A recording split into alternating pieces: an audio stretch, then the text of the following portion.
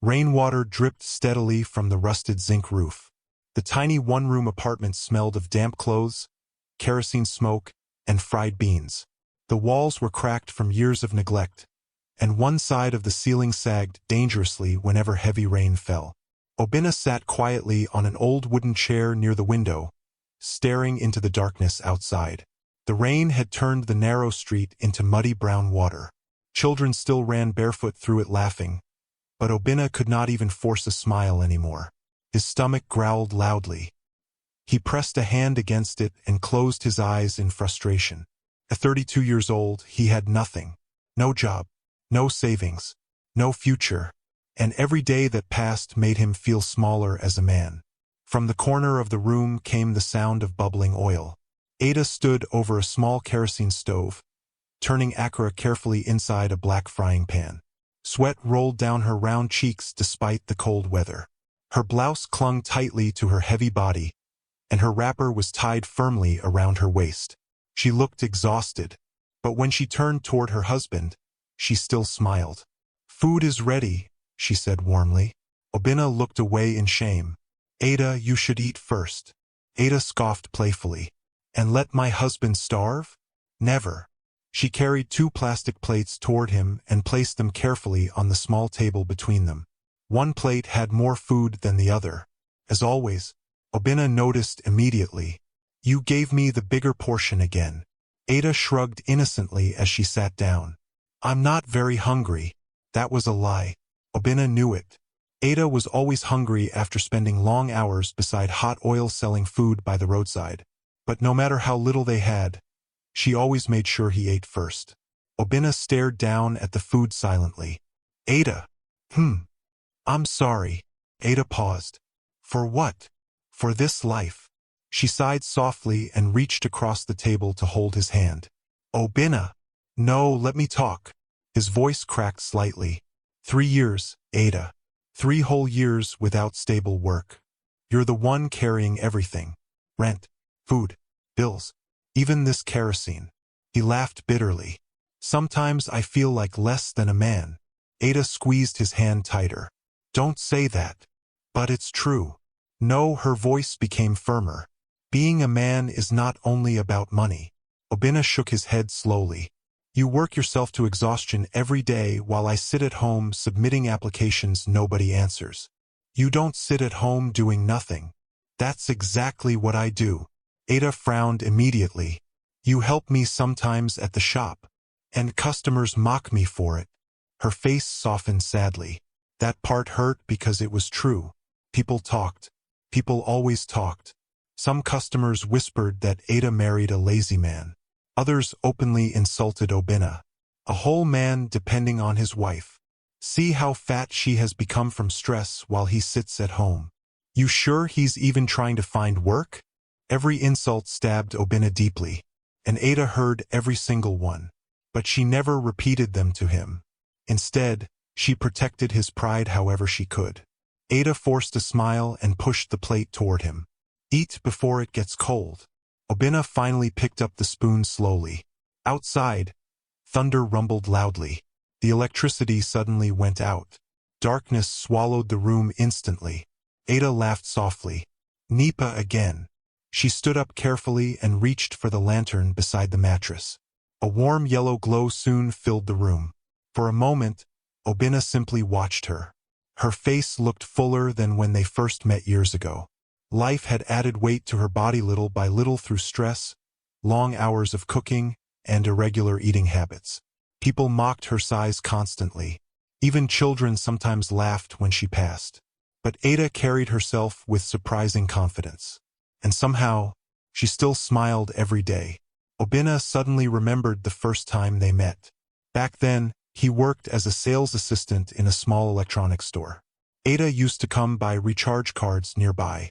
She was already plus-sized then, but unlike other women who hid themselves in shame, Ada laughed loudly and confidently. He fell in love with that laughter. Not long after they started dating, Oena lost his job when the shop closed down unexpectedly. Most women would have left. Ada stayed, even when his savings disappeared, even when they had to move into poorer neighborhoods.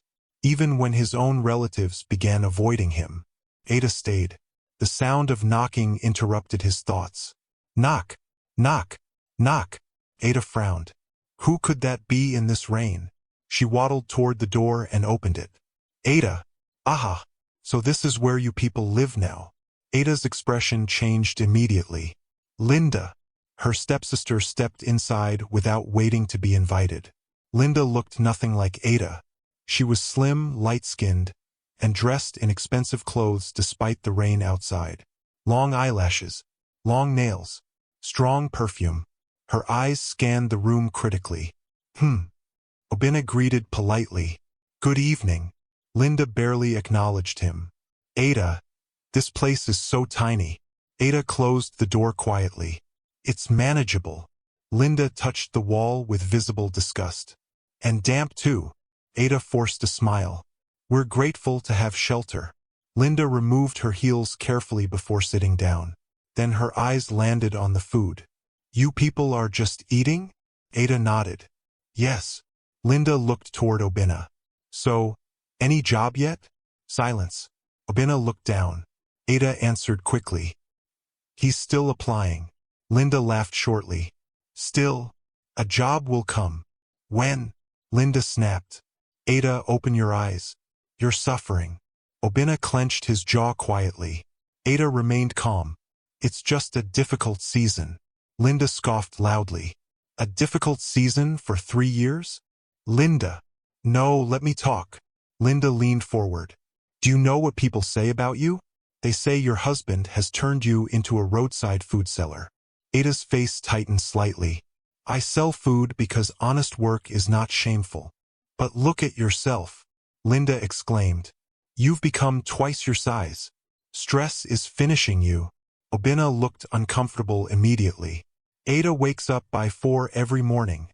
Linda continued harshly. She stands beside hot oil all day while you sit here. Obena's face burned with humiliation.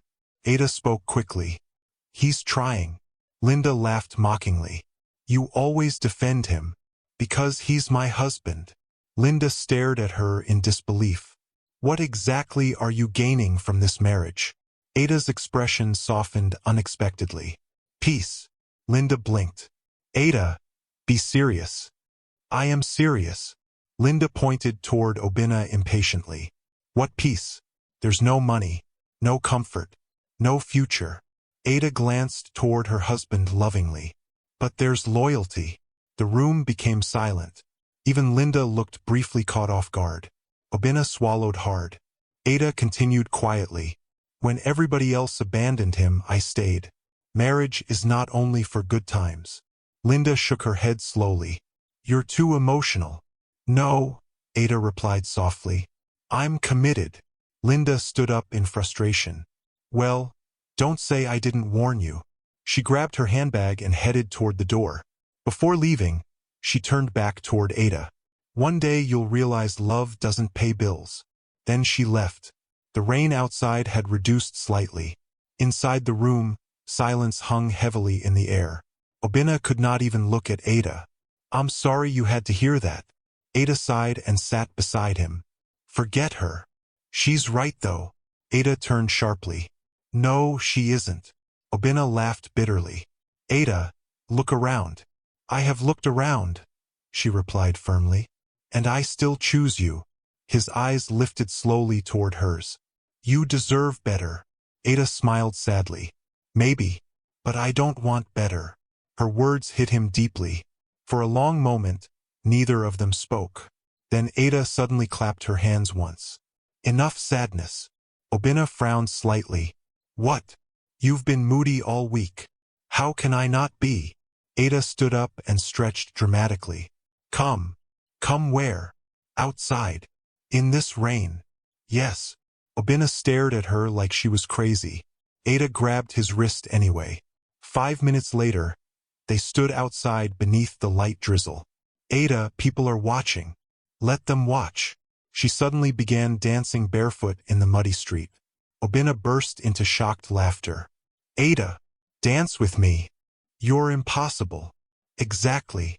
She spun around laughing loudly while rain fell across her face. For the first time in weeks, Oena smiled genuinely. Then slowly he joined her. The two of them danced foolishly in the muddy street while neighbors watched from windows laughing and shaking their heads. But Ada did not care. Because if life insisted on being hard, then she would still find reasons to laugh. Later that night, after changing into dry clothes, they lay together on the thin mattress. The lantern flickered softly beside them. Oena stared at the ceiling quietly. Ada? Why are you really still with me? Ada turned toward him. What kind of question is that? A serious one. She studied his face carefully in the dim light. Oena looked broken tonight. Tired. Ashamed. Afraid. Ada reached out and touched his cheek gently. When I married you, Oena, she whispered softly. I married your good days and your bad days. He swallowed hard. What if the good days never come? Ada smiled. Then we survive the bad ones together. A tear escaped the corner of Obena's eye before he quickly wiped it away. Ada pretended not to notice. Instead, she rested her head against his chest. Outside, the rain continued falling softly against the rusted roof.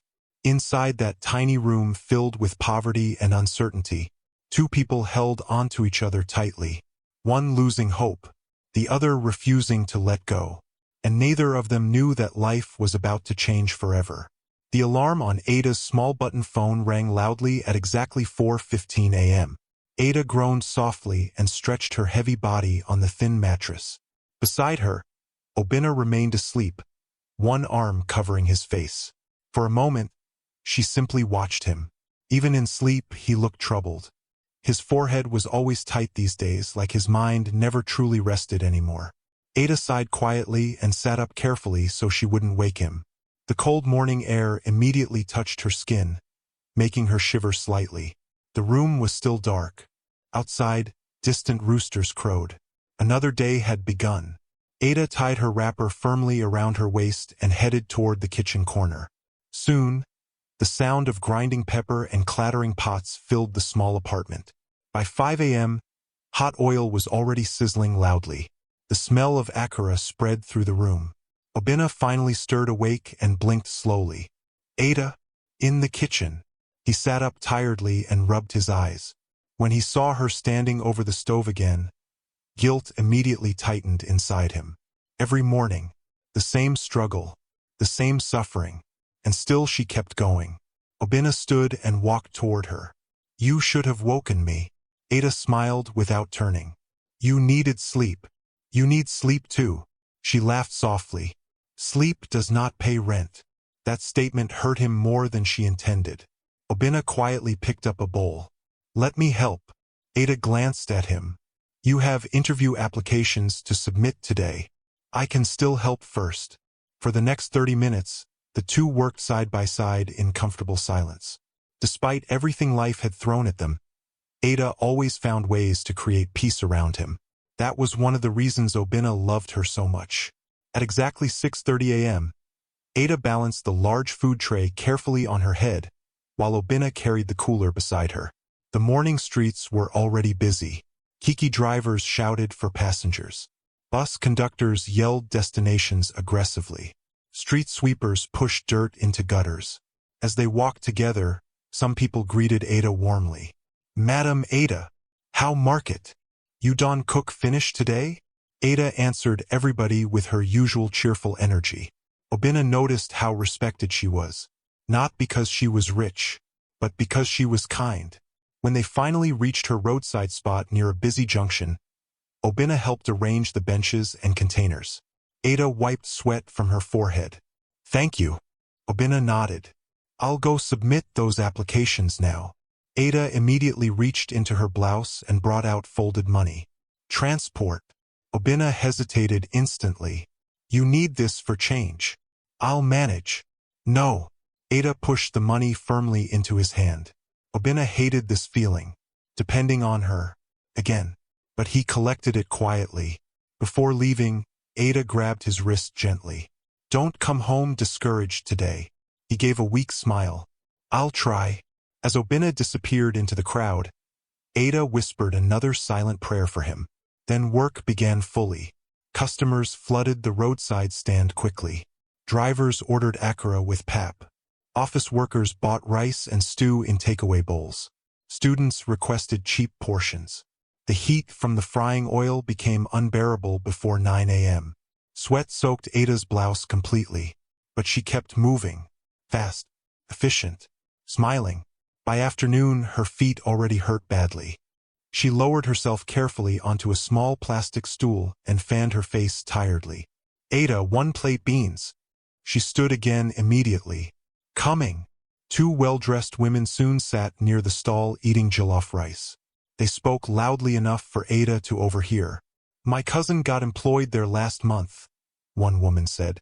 The oil servicing company? Yes, their salary is huge. Ada's ears sharpened slightly as she scooped stew into another plate.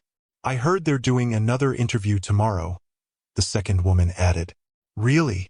Yes, new branch opening. They need administrative staff and supervisors urgently. Ada slowly turned. Excuse me, madam. The women looked up. Sorry for interrupting, Ada said politely. Which company are you talking about? The first woman explained eagerly. Sterling Energy Services. Their new office near the expressway. Ada's heartbeat quickened. Are they still accepting applications? Yes. Oh. Interview starts by 9 a.m. tomorrow. Do they need experience? Some positions yes, some no. Ada's mind immediately raced toward Oena. Her husband was intelligent, hardworking, educated. He just needed one chance. Only one. Thank you, madam, Ada said quickly. The women smiled kindly. No problem. For the rest of the afternoon, Ada worked with unusual excitement bubbling inside her chest. Maybe this was it. Maybe God had finally remembered them. By evening, dark clouds gathered again across the sky. Ada packed her remaining food quickly before rain started. Her body ached terribly from standing all day, but she barely noticed. She hurried home almost breathlessly. The moment she pushed open the door, Oena! Oena looked up from the mattress immediately. Ada? What happened? There's an interview tomorrow. He blinked in confusion. What? Ada dropped the tray quickly and explained everything excitedly. The company, the positions, the interview location, everything. As she spoke, hope slowly entered Oena's eyes, then disappeared just as quickly.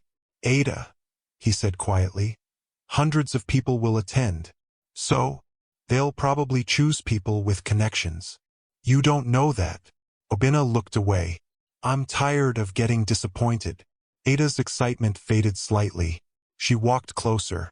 So because of fear, you won't try? It's not fear. What is it then? Oena sighed heavily. Reality. Ada folded her arms. No. Reality is that we need breakthrough. Silence filled the room briefly. Then Oena spoke softly. I don't even have transport money. Without saying a word, Ada untied the edge of her wrapper. From inside, she removed a small bundle of crumpled notes. Oena stared immediately. That's today's profit. Ada nodded.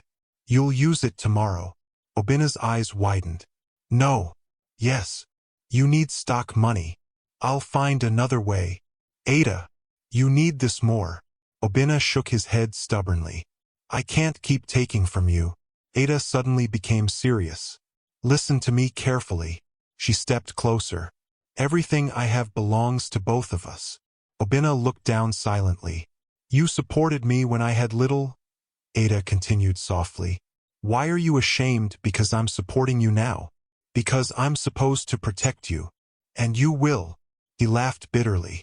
When your time comes. Oena looked at her quietly. The confidence in her voice amazed him sometimes. Ada always believed tomorrow could be better, even when today was terrible. Finally, he accepted the money slowly. Thank you. Ada smiled proudly. My husband will succeed. That night, Ada could barely sleep. She kept imagining Oena finally getting a good job, a better house, less suffering, maybe even children someday. Beside her, Oena stared silently into the darkness. What if I fail again? He whispered. Ada turned toward him immediately. Then we try again. What if nobody wants me? Ada frowned. Stop talking like that. I'm serious. She placed a hand on his chest gently. Oena, rejection does not reduce your value. He closed his eyes painfully. You don't understand what it feels like as a man. Ada's expression softened sadly. You think I don't see your pain? Silence. You think I don't notice how you avoid people now? She continued quietly. Or how your smile disappears whenever someone asks about work. Oena swallowed hard. Ada moved closer. You are not useless. A tear escaped before he quickly wiped it away. Ada pretended not to notice again. Instead, she smiled softly. Tomorrow is going to be different. The next morning arrived quickly. Ada woke before dawn again. But this time, there was excitement in her movements. She carefully ironed Oena's only good shirt using a charcoal iron borrowed from a neighbor. She cleaned his black shoes repeatedly until they shined as much as possible. Then she cooked tea and bread. Oena emerged from the bathroom looking nervous. Ada turned and smiled brightly. Handsome man. Oena laughed awkwardly. This shirt is too old. It's clean. My shoes are worn, but polished. What if they laugh at me? Ada walked toward him slowly. Then she adjusted his collar carefully. Look at me. He obeyed. You are smart. She smoothed his shirt gently. You are capable. Then she touched his face softly. And you are not a failure. Oena felt emotion rise sharply inside him. Sometimes he wondered what he ever did to deserve Ada. Outside, buses honked loudly in the distance. Time was moving. Oena grabbed the file containing his certificates. At the door, he paused nervously. Ada. What if this changes nothing? Ada smiled. Then we continue fighting until something changes. He stared at her for a long moment, then suddenly pulled her into a tight hug. Ada laughed. You'll miss your interview. Let me hold my good luck first. She smiled against his chest. Go and make me proud. Oena finally left. Ada stood outside watching him disappear down the crowded street. Then she folded her hands tightly. God, she whispered emotionally. Please, this man has suffered enough. Meanwhile, Oena sat inside an overcrowded bus heading toward the company office. His heart pounded heavily the entire journey. As the bus approached the tall glass building, fear slowly crept into him again. The company looked massive. Expensive cars filled the parking lot. Men in sharp suits walked confidently through the entrance. Oena suddenly became painfully aware of his old shirt, his worn shoes, his cheap file. He almost turned back. Then he remembered Ada standing beside hot oil every morning. He remembered her swollen feet, her tired smiles, her faith in him. And slowly, he forced himself to walk inside. The reception hall was packed with applicants. Some spoke polished English confidently. Others carried expensive briefcases and laptops. Oena quietly sat in a corner feeling smaller by the second. A young man nearby glanced at him and smirked. Guy, you sure say nah here you come? Oena ignored him. Another applicant laughed quietly. This one no fit pass first stage. Oena tightened his grip on the file silently. For a brief moment, shame almost swallowed him completely. Then Ada's voice echoed inside his mind. You are not a failure. He inhaled deeply and stayed seated. Hours passed slowly. One by one, candidates entered the interview room. Some returned smiling. Others looked devastated. Finally, Mr. Oena Okeke? His heart jumped violently. He stood up immediately. As he walked toward the interview room, his palms sweated heavily. 3 interviewers sat inside. 1 elderly man, 2 younger executives.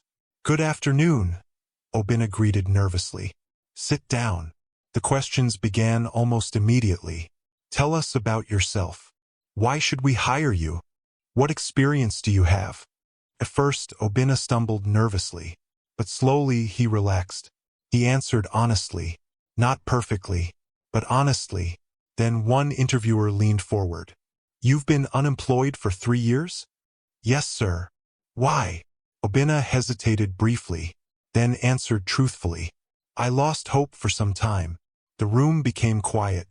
But my wife never gave up on me, he continued softly. So I kept trying. The elderly interviewer studied him carefully. You seem determined. Oena nodded.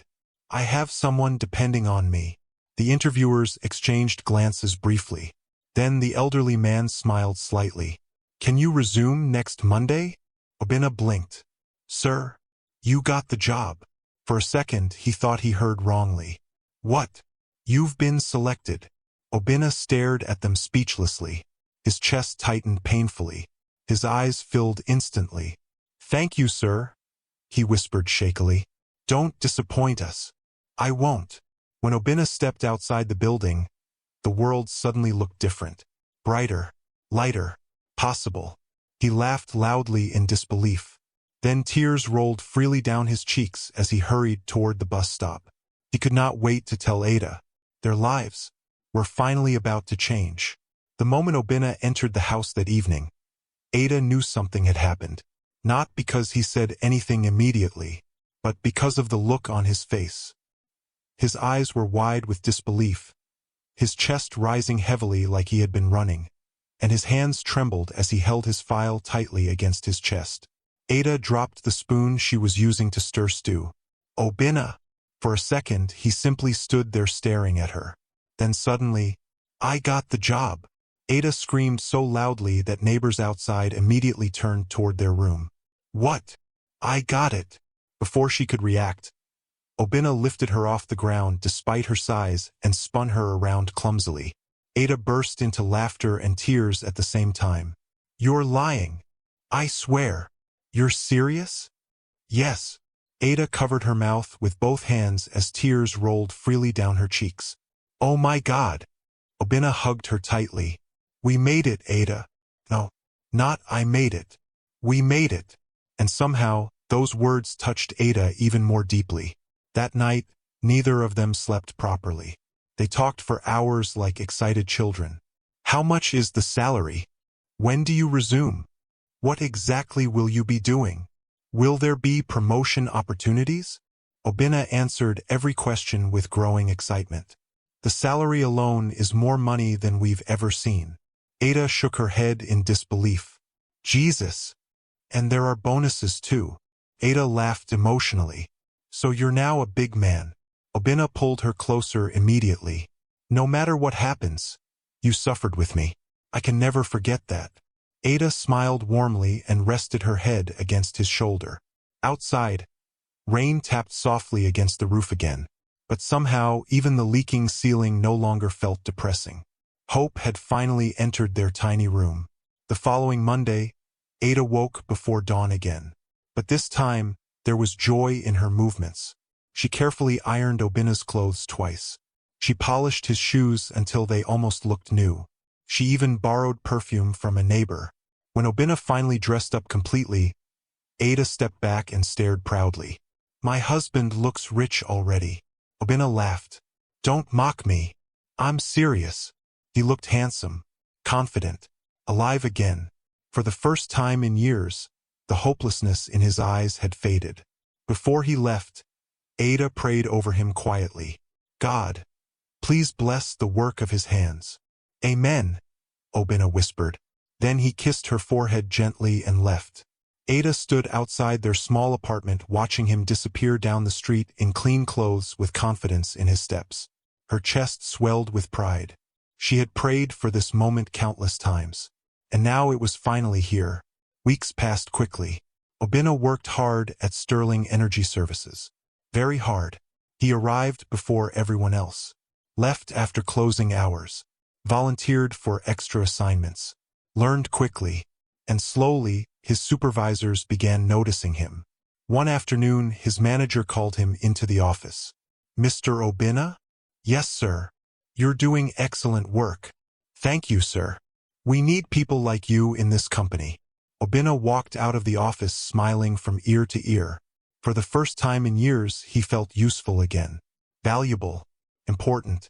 That evening, he came home carrying bags of groceries. Real groceries. Not the tiny half-empty nylon bags they usually bought. Ada gasped immediately. Oena! He grinned proudly. Madam, your husband has received his first salary. Ada laughed excitedly as she searched through the bags. Rice, chicken, milk, bread, soft drinks, even ice cream. Aha! Oena! He watched her happily. Buy anything you want. Ada looked at him emotionally. You don't know how long I've waited to hear those words. That night, they ate like royalty inside their tiny apartment. Ada kept smiling every few minutes while Oena spoke excitedly about work. Then suddenly, he reached into his pocket and brought out an envelope. What's this? Ada asked. Open it. Inside was money. A lot of money. Ada's eyes widened instantly. Oena, take it. For what? For yourself. Ada blinked repeatedly. No, we should save. We will. But, Ada, his voice softened. For years you carried this family alone. Please, let me take care of you now. Ada's eyes filled immediately. She held the money tightly against her chest. That night, while Oena slept peacefully beside her, Ada quietly cried tears of gratitude. Not because they were rich, but because the suffering was finally reducing. 3 months later, everything changed again. Oena came home unusually excited. Ada! She rushed out from the kitchen immediately. What happened? You won't believe this. What? The company is giving me official accommodation. Ada blinked. Accommodation? A house? She froze. A real house? Oena nodded excitedly. And an official car. Ada sat down immediately from shock. No. Yes. Oh my God. Oena laughed loudly. I told you things would change. Ada covered her face emotionally. The woman who once counted coins before buying tomatoes could barely process this new reality. A week later, they stood before a beautiful duplex in a quiet, wealthy neighborhood. Ada remained speechless. The compound alone was bigger than their entire former street. Flowers lined the walkway beautifully. A shiny black car sat parked outside. Oena smiled proudly. Our house. Ada stared, then stared again. This one. Yes. All this. Yes. Her legs suddenly felt weak. Oena quickly held her arm. Ada? She looked up at him slowly. Please tell me I'm not dreaming. He laughed softly. You're not. When they entered the house, Ada nearly burst into tears immediately. The living room was enormous. Bright chandeliers hung from the ceiling. The couches looked too expensive to touch. The television was larger than anything she had ever seen before. She walked carefully across the marble floor like someone afraid of breaking something. There's AC? She whispered. Oena nodded proudly. In every room. Ada touched the wall gently. Then the kitchen. Then the dining table. Then suddenly, she started crying. Oena rushed toward her. What happened? Ada laughed through tears. I just remembered when rain used to fall on our bed. Obena's expression softened deeply. He pulled her into a tight embrace. No more suffering. Ada hugged him tightly. No more suffering, she repeated emotionally. That evening, Ada walked around the mansion endlessly admiring everything. She opened cupboards repeatedly, touched the curtains, sat carefully on different couches. Even the bathroom amazed her. Oena! She shouted loudly from upstairs. The bathroom is bigger than our old room. Oena burst into laughter downstairs. For the first time in years, joy completely filled their marriage. Neighbors from their old street visited days later and could barely believe their eyes. Ada, is this really your house? Jesus has remembered you people. You suffered before. Ada smiled happily through it all. But despite the sudden wealth, she remained humble. She still called old neighbors, still sent food to struggling families nearby, still spoke kindly to everybody. Nothing about her heart changed.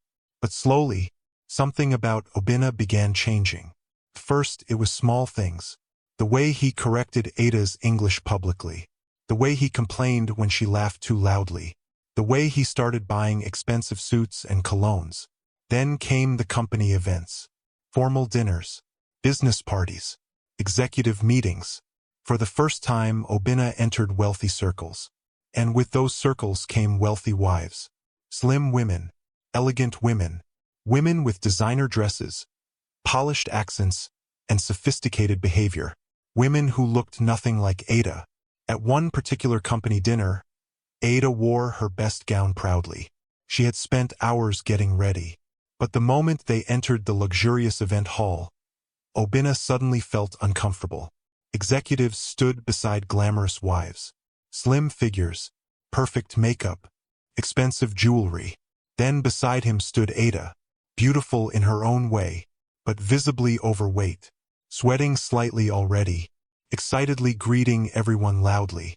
Oena noticed certain looks immediately. Whispers, hidden smiles.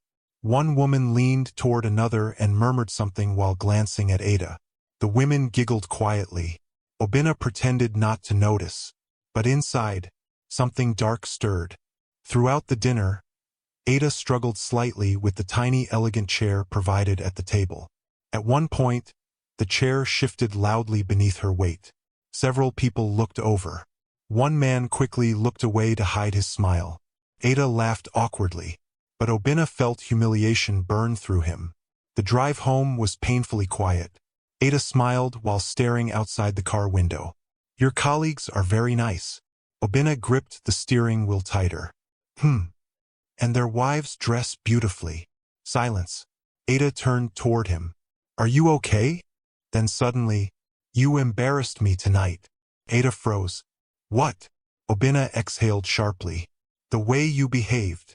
Her smile disappeared slowly. "What did I do?" "You were too loud." Ada blinked. "I was just talking." "And that chair incident." Her face fell completely now. "I didn't do it intentionally." Oena shook his head. "You need to start taking care of yourself." Ada stared at him quietly. "I don't understand." "You've become too big, Ada." The words landed like a slap. For a moment, Ada could not speak. Oena continued driving. "At least try to lose some weight." Ada laughed softly in disbelief. "You've never complained before." "That was before." Before.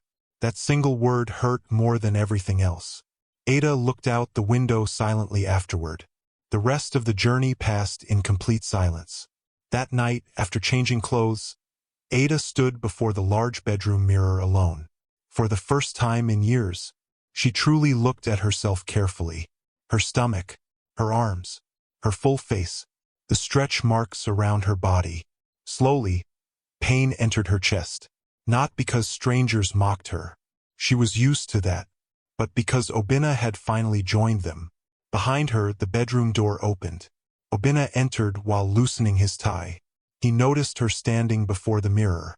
For a second, guilt flickered across his face. "Ada." She didn't turn around. "Do you really think I embarrass you?" Oena hesitated. "I didn't mean it that way." "But you said it." Silence. Ada finally turned slowly toward him. Her eyes already glistened with tears. "When you had nothing, did my body embarrass you then?" Oena looked away immediately. "That's not fair." "No. Answer me." He sighed heavily. "You're taking this too personally." Ada laughed painfully. "How else should I take it?"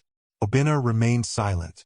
And in that silence, something quietly cracked between them for the first time since their marriage began. The mansion was quiet that evening. Too quiet. Ada stood alone in the kitchen stirring a pot of egusi soup slowly while soft music played from the living room television. The house was beautiful, spacious, luxurious. Yet lately it no longer felt warm. Not the way their tiny leaking apartment once did.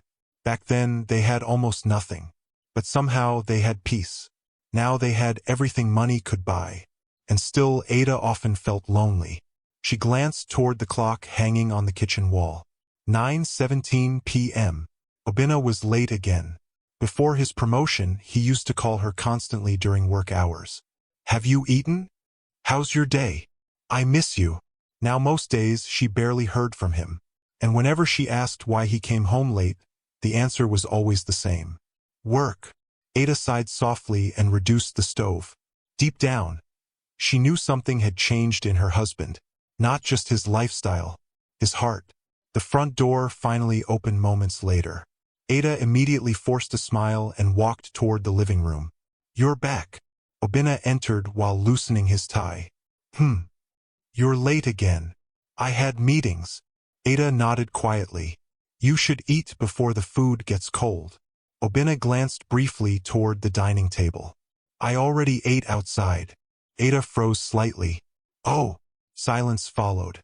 Oena walked past her toward the staircase, then suddenly paused halfway. "By the way," he said without turning, "try not to wear that green gown again."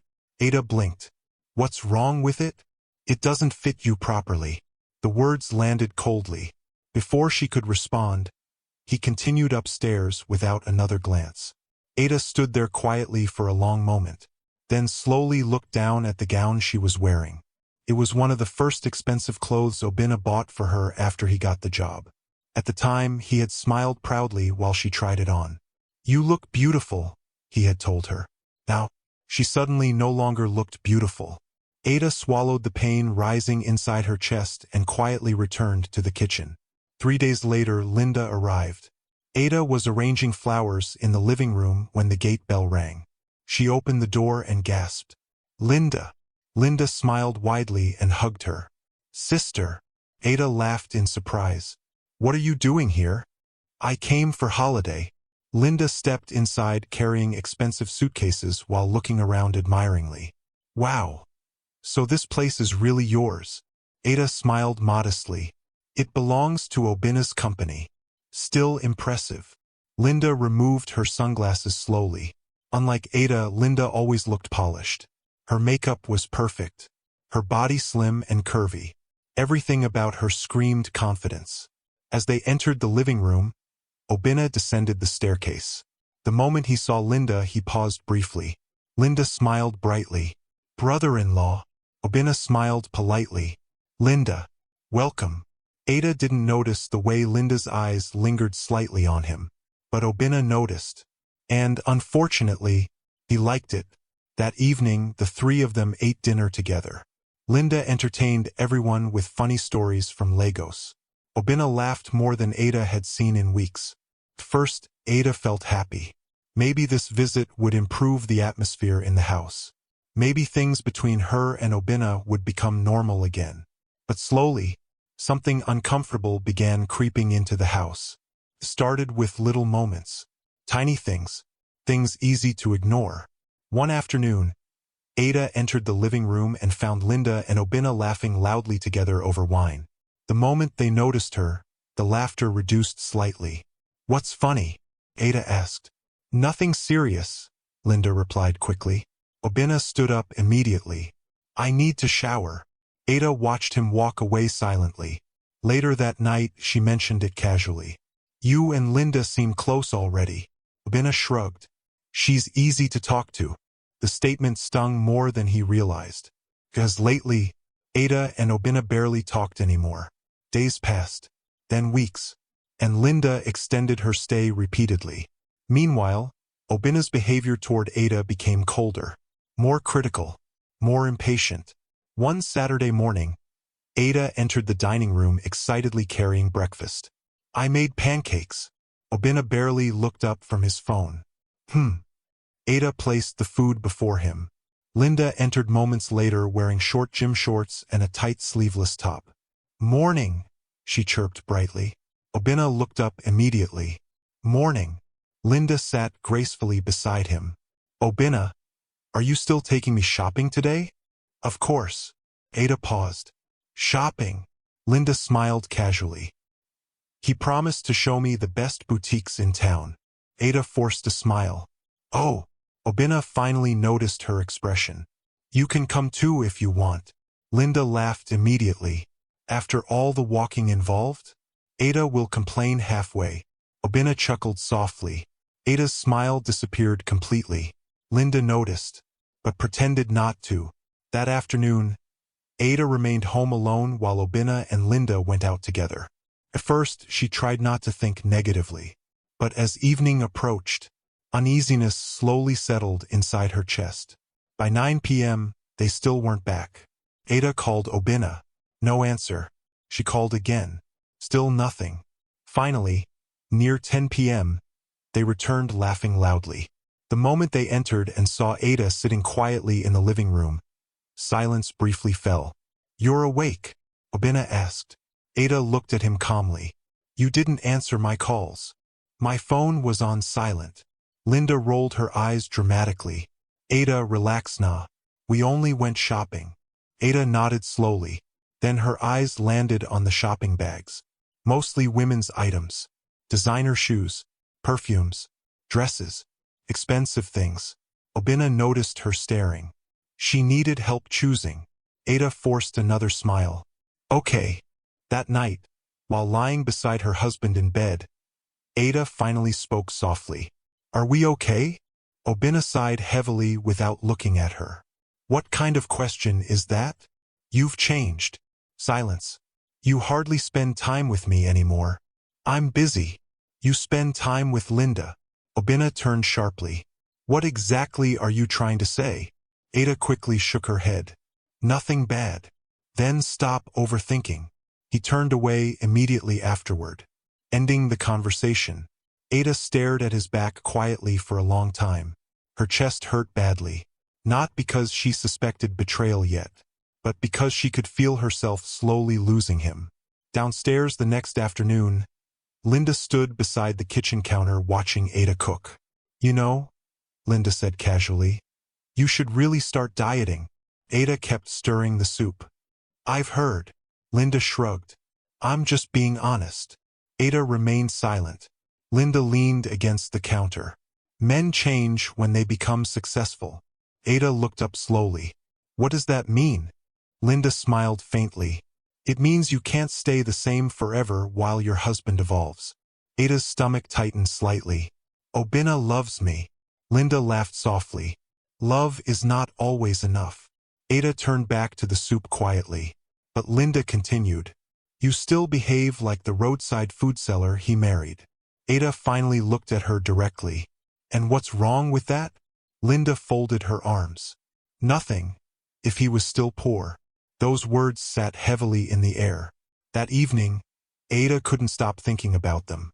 And, unfortunately, part of her feared Linda might be right.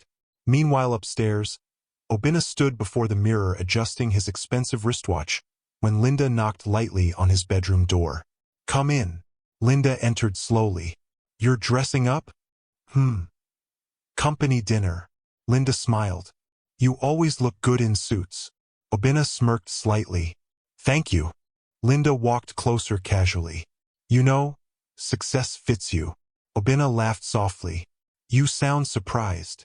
"I am." He raised an eyebrow. "What does that mean?" Linda leaned against the wall. "When Ada first married you, nobody expected much." The comment should have offended him. But instead, he found himself listening. "She carried you for years," Linda continued. "But honestly, I never imagined you'd become this successful." Oena adjusted his cufflinks silently. Linda studied him carefully. "You deserve someone who matches your level now." Oena looked up sharply. "What are you saying?" Linda shrugged innocently. "Nothing." But the seed had already been planted. And sadly, a part of Oena had already begun thinking the same thing. Days later, Oena attended another company event. This time, Ada refused to go. She claimed she had a headache. Truthfully, she no longer felt comfortable around his wealthy colleagues, especially after noticing the embarrassment in his eyes whenever people looked at her. So Oena went alone. And for the first time in years, he enjoyed it. No anxiety. No worrying about Ada fitting into elegant spaces. No whispers. No stares. One female executive even flirted openly with him. "You're handsome," she said while sipping wine. Oena smiled proudly. "Thank you." On his drive home that night, dangerous thoughts entered his mind. Thoughts he should have rejected immediately. Instead, he entertained them. By the time he reached home, Linda was still awake downstairs watching television. "Welcome back," she said smiling. Oena loosened his tie tiredly. "You're still awake?" "I couldn't sleep." She paused the television. "How was the event?" "Fine." Linda studied him carefully. You look happier these days. Oena smirked faintly. Do I? Yes. She stood slowly and walked toward him. Too close. You know what your problem is? Oena raised an eyebrow. What? You spent too many years suffering. Now you finally have access to the life you deserve. Oena stared at her silently. Linda's perfume filled the air between them. And honestly, she continued softly, you've outgrown Ada. Something twisted dangerously inside Oena's chest. He should have defended his wife immediately. He should have shut the conversation down. Instead, he remained silent. And silence can sometimes become betrayal before actions ever do. Linda noticed the hesitation in his eyes instantly. She smiled inwardly, then lightly touched his arm. You deserve happiness too. Oena's breathing slowed slightly. The house suddenly felt very quiet, very dangerous. Upstairs, Ada slept peacefully, unaware that downstairs, the foundation of her marriage was beginning to crack apart completely. The mansion no longer felt like home. Ada realized that painfully as she stood alone in the massive kitchen one quiet afternoon, staring blankly at a pot of soup boiling on the stove. The silence inside the house had changed. It used to feel peaceful. Now it felt cold, heavy, like the walls themselves were hiding secrets. Upstairs, she could hear faint laughter. Linda's laughter. Then Oena's voice followed shortly after. Ada tightened her grip on the wooden spoon. Recently, those moments happened too often. Private jokes, whispered conversations, long outings together, suddenly interrupted discussions whenever she entered a room. At first, Ada told herself she was overthinking. Oena was her husband, the same man who once cried because she gave him transport money for interviews, the same man who once promised never to forget her sacrifices, the same man who held her in their leaking room and said, "We made it together." So why did she now feel like a stranger inside her own marriage? The sound of footsteps interrupted her thoughts. Linda entered the kitchen wearing tight shorts and one of Oena's oversized shirts. Ada noticed immediately. Her stomach twisted slightly. Linda opened the fridge casually. "There's no juice." Ada forced herself to remain calm. "I haven't gone shopping yet." Linda sighed dramatically. This house used to stay stocked. Used to. Ada pretended not to notice the insult. "I'll buy some later." Linda grabbed bottled water instead and leaned against the counter. "You know," she said casually, "you really should start taking care of yourself emotionally." Ada frowned slightly. "What does that mean?" Linda shrugged. "You've become too sensitive lately." Ada stared at her quietly. Sensitive? Her husband barely looked at her anymore. The man who once rushed home to spend time with her now spent most evenings laughing privately with her stepsister. And somehow, she was the sensitive one. Before Ada could respond, Oena entered the kitchen while adjusting his wristwatch. The moment Ada saw him, her chest tightened. Even now, despite everything, she still loved him deeply. Oena barely glanced at her. "Linda, are you ready?" Ada blinked. "Ready for what?" Linda smiled brightly. "The spa appointment." Ada turned slowly toward Oena. "You're taking her to the spa?" Oena shrugged casually. She wanted to relax. Ada swallowed hard. For months now, Oena had not taken her anywhere. Not dinner. Not shopping. Not even simple evening drives like before. Yet somehow, he had time for spa dates with Linda. "I thought we were supposed to visit my aunt today," Ada said quietly. Oena sighed impatiently. "Ada, must everything become a problem?" Her eyes widened slightly. "I'm not fighting. But you're complaining." Ada stared at him speechlessly. Linda quickly stepped forward dramatically. "Please don't argue because of me." Nobody answered. The tension in the kitchen became suffocating. Finally, Oena grabbed his car keys. "We'll be back later." Then the two of them walked out together. Ada remained standing there long after the front door closed. The soup on the stove continued boiling quietly. But inside her chest, something painful was beginning to boil too. That evening, rain poured heavily outside. Ada sat alone in the living room pretending to watch television while waiting for Oena and Linda to return. The clock read 10:43 p.m. Still no sign of them. Her phone lay beside her. No calls. No messages. Nothing. Finally, headlights flashed through the curtains. Ada stood immediately. The front door opened moments later. Linda entered first, laughing loudly. And then the woman almost slipped. Oena burst into laughter behind her. The moment they saw Ada standing there silently, both suddenly became quieter. "You're awake?" Oena asked. Ada folded her arms slowly. "It's almost 11. So?" Ada blinked in disbelief. "So?" Oena tossed his keys onto the table carelessly. "We lost track of time." Ada looked toward Linda. "You couldn't even call?" Linda rolled her eyes dramatically. "Ada, relax." That word again. Relax. As though her feelings were becoming inconvenient. Ada turned back toward her husband. "I've been waiting for you." Oena sighed tiredly. "You worry too much." Then he walked upstairs without another word, leaving Ada standing there. Again. Linda smirked faintly before following behind him. That night, Ada cried silently in bed beside her sleeping husband. Not loud crying. Not dramatic crying. Just quiet tears sliding down her face while she stared into darkness. Because deep down, she already knew. A woman always knows when another woman has entered her space emotionally, even before physical betrayal happens. And somehow, that truth terrified her. The following week, Oena became even more distant. He no longer ate meals with her regularly. He no longer touched her affectionately. Sometimes he barely spoke to her at all. Yet around Linda he laughed easily, freely. Ada noticed everything. One afternoon, while cleaning the living room, she found Linda's earrings inside Oena's car. Another day, she noticed Oena smiling at his phone repeatedly while texting. The moment Ada approached, he locked the screen immediately. "Ada, please stop sneaking around." Her chest tightened painfully. "I wasn't sneaking." The accusation hurt badly. Because once upon a time, Oena trusted her completely. Now he spoke to her like an annoyance. That evening, Ada decided to try fixing things. She cooked Oena's favorite meal, pepper soup and pounded yam.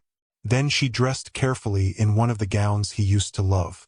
When Oena entered the dining room later that night, Ada smiled nervously. "I made your favorite." Oena glanced at the table briefly. "I already ate outside." Ada's smile faded. "Oh." He loosened his tie tiredly. "I'm exhausted." Ada gathered courage quickly. "Can we talk first?" Oena sighed immediately. "About what now?" The irritation in his tone stabbed her. "About us." Silence. Ada stepped closer slowly. "You don't look at me anymore." Oena rubbed his forehead. "Ada, you barely touch me. I'm stressed. You laugh with Linda more than you speak with me." His expression hardened instantly. "So now you're jealous of your own sister?" Ada froze slightly. "That's not what I said." "Then what exactly are you saying?" Ada's eyes filled slowly. "I miss my husband." For a brief second, guilt flashed across Oena's face. But it disappeared quickly. "You're overthinking everything." Then he walked away again. Ada stood there staring at the untouched food silently. A tear slid down her cheek. She wiped it quickly, but more followed. Upstairs later that night, Oena entered the guest room quietly. Linda sat on the bed scrolling through her phone. The moment she looked up and saw his face, she smirked knowingly. "She confronted you again?" Oena exhaled heavily. "She's becoming unbearable." Linda placed her phone aside. "She notices you pulling away." Oena leaned against the wall silently. Linda walked toward him slowly. "You know why this is happening?" He looked at her tiredly. "Why?" "Because you've changed." "But she hasn't." Oena said nothing. Linda touched his chest lightly. "You belong in a different world now." Oena looked down at her hand briefly. "She stood by me when I had nothing." Linda scoffed softly. "And now you owe her your entire future forever?" The statement sat heavily in the room. "You deserve happiness too," Linda whispered. Oena's breathing slowed slightly. Every boundary he once respected was weakening dangerously. And deep inside, he knew it. But instead of stepping back, he moved closer. Days later, Ada woke feeling emotionally exhausted. The tension inside the house was suffocating now. So when an old neighbor invited her over that afternoon, she accepted immediately. Maybe some fresh air would help. Maybe time away from the mansion would clear her mind. At the neighbor's house, Ada forced smiles through conversations, but internally she remained distracted. Something felt wrong, very wrong. Around 4 p.m., she decided to return home earlier than planned. The ride back felt strangely uncomfortable. Her chest tightened the closer she got to the house. By the time she entered the compound, uneasiness had completely settled inside her. The mansion looked unusually quiet. Too quiet. Ada stepped inside slowly. Oena. No answer. Linda. Silence. Then, faint laughter upstairs. Ada froze. Her heartbeat quickened immediately. The laughter came again. From upstairs. From her bedroom. Her stomach dropped. Slowly, she climbed the staircase. Each step suddenly felt heavier than the last. Her breathing became shallow. The bedroom door upstairs was slightly open. And through the opening, she heard Linda giggling softly. Then Oena's voice. Low. Intimate. Ada's hand trembled violently as she pushed the door open slowly. And the world stopped. Oena and Linda were on the bed together. Half naked. Entangled. Laughing. For one horrifying second, Ada could not process what she was seeing. Felt unreal. Like a nightmare. Then Oena turned toward the door. And their eyes met. Everything exploded. Ada! Linda gasped loudly and grabbed the bedsheet. Oena jumped off the bed immediately. Ada, wait! Ada staggered backward slightly. No! Her voice barely came out. No! Tears instantly flooded her eyes. Her body began shaking uncontrollably. Oena moved toward her hurriedly. It's not what you think. Ada suddenly laughed. A broken, painful laugh filled with disbelief. Not what I think? Her voice rose sharply. You're sleeping with my sister in my bed. Linda rolled her eyes from the bed. Oh, please, stop shouting. Ada turned toward her slowly like someone possessed. You! Linda crossed her arms carelessly beneath the sheets. He doesn't love you anymore. The words sliced through Ada's chest like a knife. Ada looked toward Oena desperately. Waiting, praying, hoping he would deny it, explain, apologize, fight for their marriage. Instead, he remained silent, and that silence destroyed her completely. A deep scream suddenly escaped Ada's throat. Not ordinary crying, not ordinary pain. It was the sound of a heart breaking completely. I suffered for you, she screamed at Oena through tears. I starved for you. Oena looked away shamefully. I believed in you when nobody else did. Linda scoffed loudly. Ada, enough drama. Ada stared at her in disbelief. Drama? This woman was sleeping with her husband, and calling it drama. Ada nodded slowly while tears poured endlessly down her face. I understand now. She walked toward the wardrobe shakily. Oena finally stepped forward. Ada, listen. Don't touch me. Her scream echoed through the room. Oena froze immediately. Ada pulled out a travel bag and began stuffing clothes into it blindly through tears. Everything around her felt blurry, broken, destroyed. Oena watched helplessly. Ada! She laughed painfully without looking at him. When you had nothing, she whispered shakily. I carried you. Silence. When people mocked you, I defended you. Still silence. I fed you with my sweat. Oena closed his eyes briefly. And this is how you repay me? Linda stood up from the bed angrily. You're acting like a martyr. Ada turned sharply toward her. You betrayed your own sister. Linda folded her arms. At least I know how to keep a successful man interested. The cruelty of the statement stunned even Oena briefly. Ada stared at her for a long moment, then slowly looked back toward her husband. You chose this. Oena couldn't answer, because the truth was already standing naked before all of them. Ada nodded slowly, then wiped her tears. You know the painful thing? She whispered brokenly. I would have died for you. Oena finally looked at her directly, and for the first time since she entered the room, real shame hit him fully. But it was too late. Far too late. Ada zipped her bag shakily and walked toward the door. At the entrance, she paused briefly.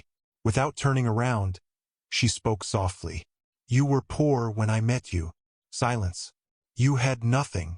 Still silence. But God sees everything. Then Ada walked away, and behind her, the sound of her broken marriage echoed silently through the enormous mansion she once believed was her dream home. The rain poured heavily the night Ada left the mansion. Her suitcase rolled unevenly across the wet pavement as she walked blindly down the street, tears mixing with rainwater on her cheeks. Cars passed. People stared. But Ada barely noticed anything around her. Her chest hurt so badly it felt difficult to breathe. Every few steps, memories flashed painfully through her mind. Oena eating the akara she fried during their poor days. Oena crying after getting the job. Oena promising never to forget her sacrifices. And now, that same man was in her bed with another woman. Her own sister. Ada suddenly stopped walking. A painful sob escaped her throat. She bent slightly, gripping the suitcase tightly as heartbreak crashed over her again. How did we get here? She whispered brokenly. But there was nobody to answer. That night, Ada slept at a cheap roadside lodge. The room was tiny and smelled of cigarette smoke, but she was too emotionally exhausted to care. She sat on the edge of the bed staring blankly at the wall for hours. Her phone rang repeatedly. Oena. Again. Again. Again. Ada never answered. Eventually, she switched the phone off completely. Then she finally cried without holding back. Deep, painful cries filled the small room. Not only because her marriage had collapsed, but because she had lost the man she thought would love her forever. The next morning, reality hit hard. Ada had very little money. Most of everything they owned belonged to Oena or the company. She couldn't remain in the lodge for long. So by afternoon, she began searching for a cheap apartment. The heat that day was unbearable. Sweat soaked her clothes as she walked from one compound to another, dragging her suitcase behind her. Some landlords rejected her immediately. No husband. Single women bring trouble. Others demanded outrageous rent.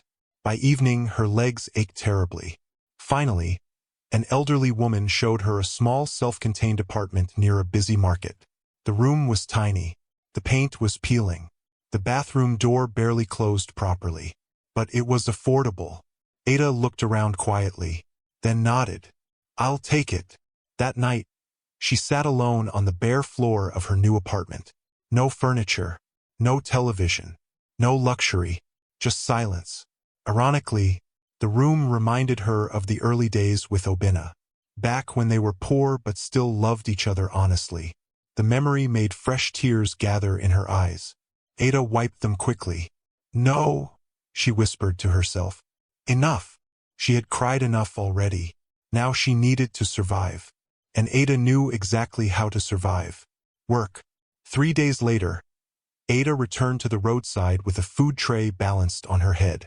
The same roadside she once left behind after Oena became successful. The same roadside where customers used to praise her loyalty. Now whispers followed her everywhere. That's Obena's wife. You heard what happened? They say her husband chased her out. No, he slept with her sister. A Shawo sister. Such a shame. Ada heard every whisper, every gossip, every pity-filled stare. But she ignored them all, because pain had already hardened something inside her. One customer looked at her sympathetically. Ada, Sario. Ada forced a smile. Thank you. Another woman shook her head sadly. After all you suffered for that man. Ada kept serving food quietly. Inside, however, each comment reopened the wound. Business was slow initially. Many people recognized her from social media photos during her wealthy days with Oena. Now seeing her back beside hot oil shocked them. But gradually customers returned. And slowly, Ada began rebuilding her life again. Every morning she woke before dawn, cooked, sold food, saved money. returned home exhausted, repeated everything again the next day.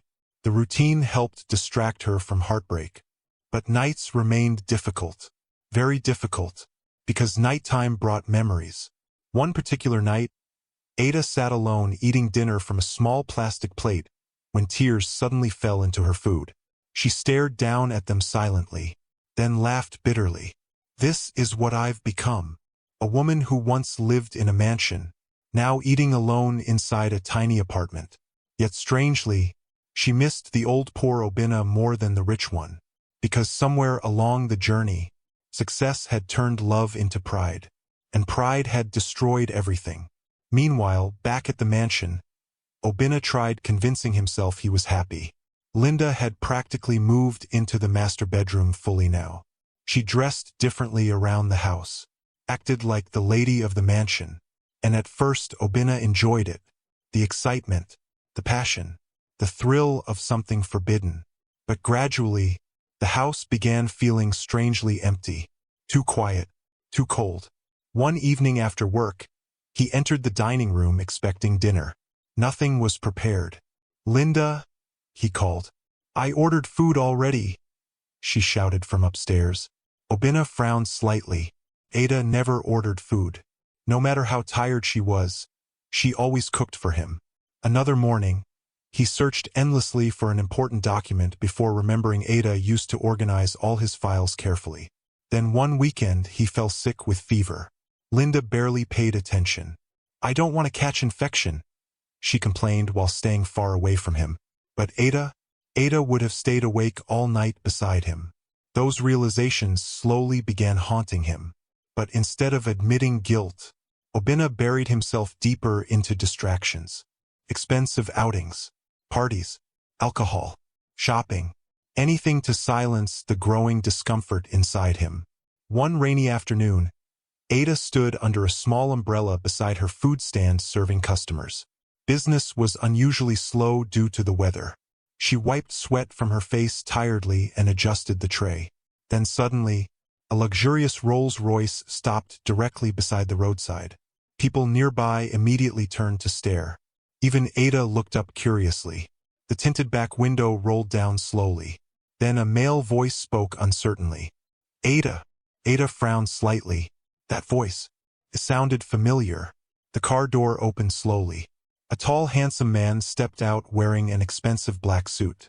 His wristwatch alone probably cost more than several months of Ada's profit.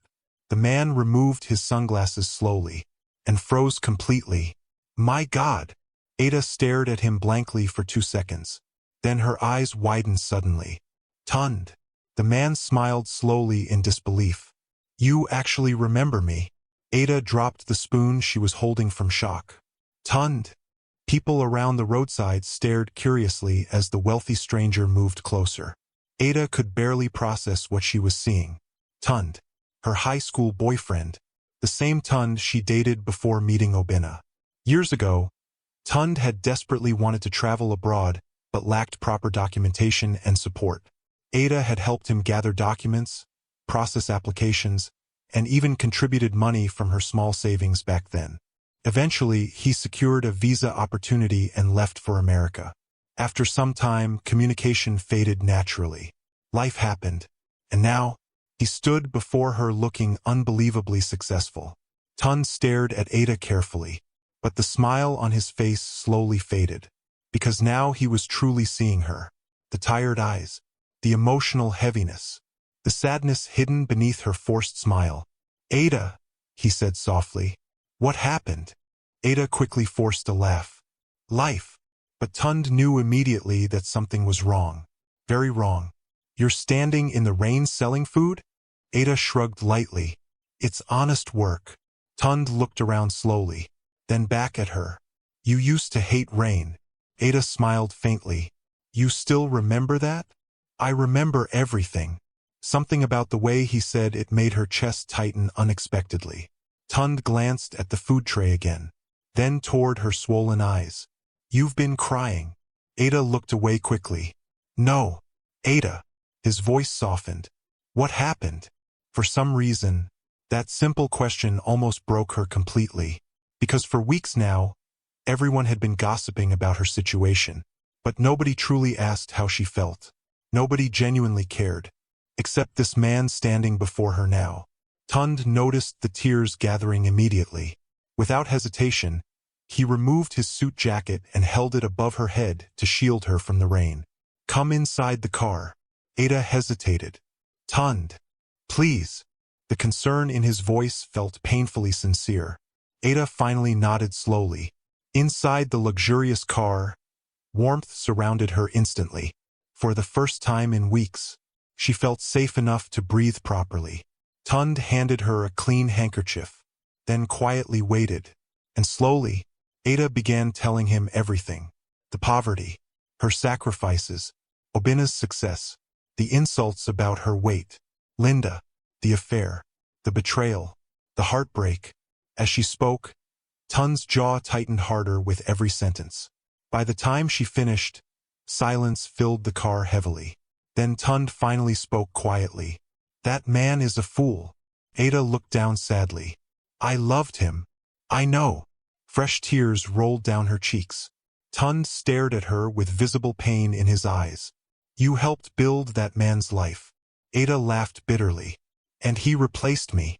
No, Tund shook his head firmly. "He lost someone valuable." Ada remained silent. Tund leaned back slowly. "You know," he said quietly, "after I got to America, I looked for you." Ada blinked in surprise. "What?" "I came back to Nigeria twice trying to find you." "Why?" Tund smiled sadly. "Because I never forgot you." Ada stared at him speechlessly. Outside, rain continued falling softly against the Rolls-Royce windows. Inside the car, for the first time since her marriage collapsed, Ada felt something unfamiliar return gently into her chest. Hope. The soft hum of the air conditioner filled the luxurious sitting room as Ada sat stiffly on the edge of a cream-colored couch, holding a cup of tea carefully between her hands. Everything around her looked expensive. The chandelier above, the giant television mounted on the wall, the polished marble floors. Even the curtains probably cost more than several months of her food business profits. Yet strangely, this mansion did not intimidate her the way Oena's company house once did. Because unlike that house, this one felt peaceful, warm, safe. Tund sat across from her quietly, watching her with concern. "You haven't touched the tea." Ada blinked slightly and forced a smile. "Oh, sorry." She took a small sip. The warmth relaxed her chest a little. Tund leaned back gently. "You still drink tea too hot." Ada looked up in surprise. "You remember that too?" Tund laughed softly. "Ada, you were my first love." "Of course I remember." The statement made her heart shift uncomfortably. Not in a bad way, just unfamiliar. After everything that had happened with Oena, she no longer knew how to react to tenderness. Tund noticed the sadness in her eyes immediately. "You're still hurting badly." Ada looked down at the teacup quietly. "I gave that man everything." "I know. I stood beside him when nobody respected him." Tund's jaw tightened slightly. "And he betrayed the only person who truly loved him." Ada laughed painfully. "Maybe Linda was right."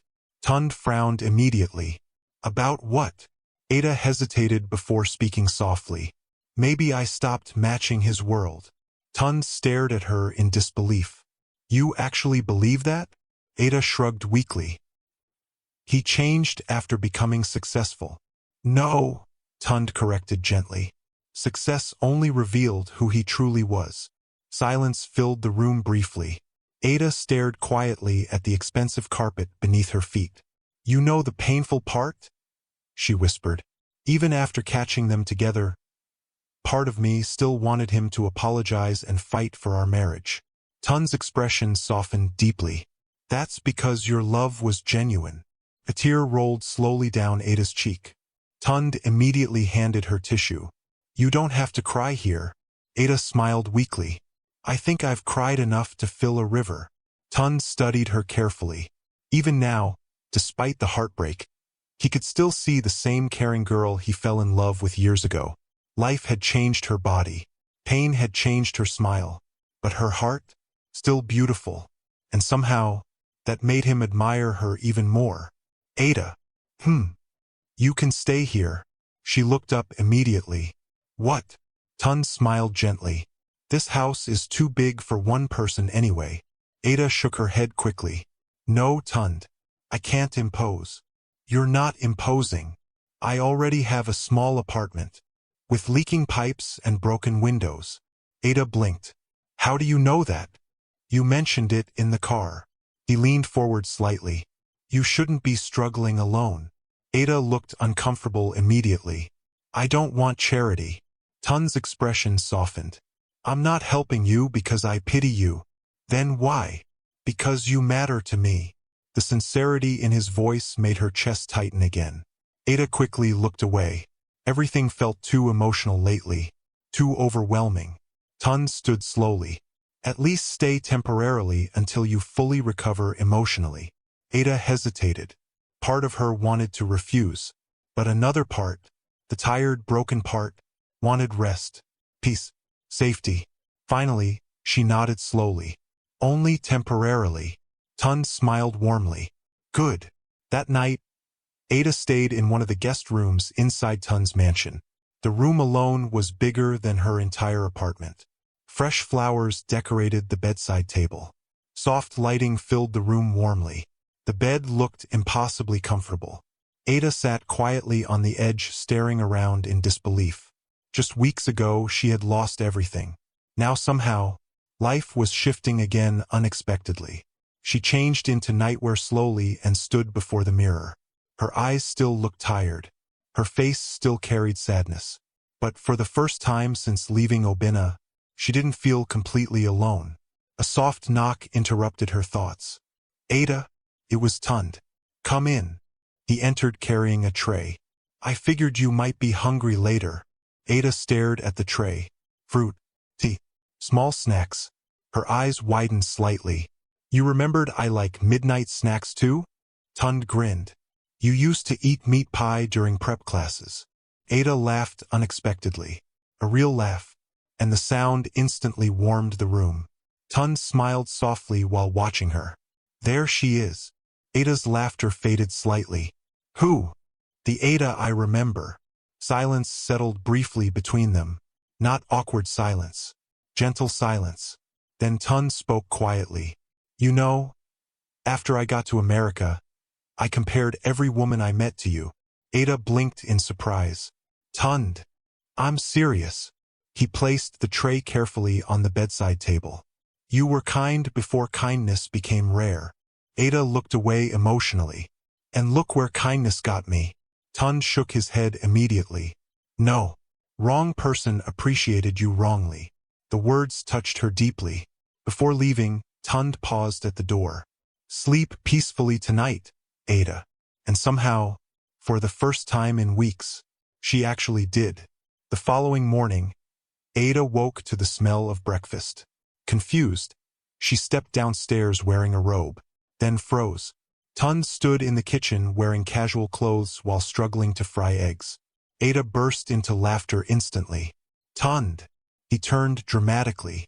Madam, please don't laugh. I'm fighting for my life here.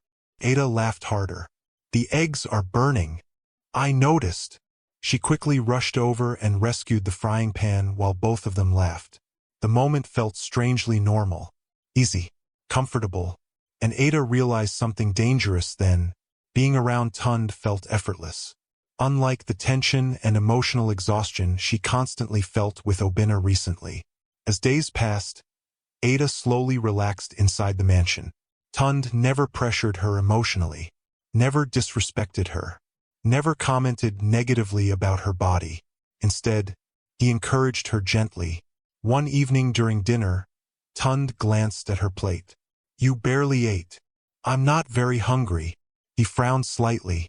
You've been skipping meals. Ada sighed softly. I lost appetite after everything. Tund looked at her carefully. You spent years feeding other people before yourself. Now it's time to care for you too. No insults. No mockery, no body shaming, just care. Simple, genuine care. And slowly, Ada's wounded heart began healing. Weeks later, Tund convinced her to start taking evening walks with him around the estate. At first, Ada complained constantly. My legs hurt. You're walking too fast. I'm tired. Tund laughed through it all. You complained this much in secondary school too. Ada glared playfully. You're annoying. But you're still walking. And she was. Little by little. Day by day. Not because Tund demanded weight loss, but because around him, she actually wanted to feel alive again. One evening after their walk, Ada sat outside near the swimming pool drinking juice quietly. The sunset painted the sky orange beautifully. Tund joined her moments later. You're smiling more these days. Ada looked down shyly. Am I? Yes. He paused briefly. I missed that smile. Ada's heart skipped slightly. Silence settled between them again. Then softly, Tund asked, Do you still love him? The question caught her off guard completely. Ada stared quietly at the water for a long moment. Then sighed. I don't know. Tund nodded slowly. That's honest. I think. Ada swallowed hard. I miss who he used to be. Tund's expression softened. That man disappeared a long time ago. Ada's eyes glistened slightly. I built my entire life around him. And he destroyed it. She shook her head slowly. No. He destroyed the marriage. Not me. Tund smiled proudly. That's the Ada I know. She looked at him quietly. Why are you being so good to me? Tund chuckled softly. Because I'm trying very hard not to tell you something too soon. Ada frowned slightly. What? He looked directly into her eyes. That I never stopped loving you. The world suddenly became very quiet. Ada's heartbeat quickened immediately. Tund continued calmly. I'm not pressuring you. She couldn't speak. I know you're healing. Her chest tightened emotionally. But I want you to know the truth. Ada looked away quickly. Everything inside her felt confused suddenly. Because despite the heartbreak, despite the betrayal, despite the pain, a small part of her heart still reacted strongly to Tund. And that terrified her. That night, Ada stood before the bathroom mirror again. But this time, the woman staring back looked different. Not completely healed. Not fully happy. But stronger. Softer. Hopeful. She touched her reflection gently. Then quietly remembered something Oena once told her during their poor days. You make life easier to survive. Back then, he saw her value clearly. Then success blinded him. But Tund? Tund saw her now. At her lowest. At her most broken.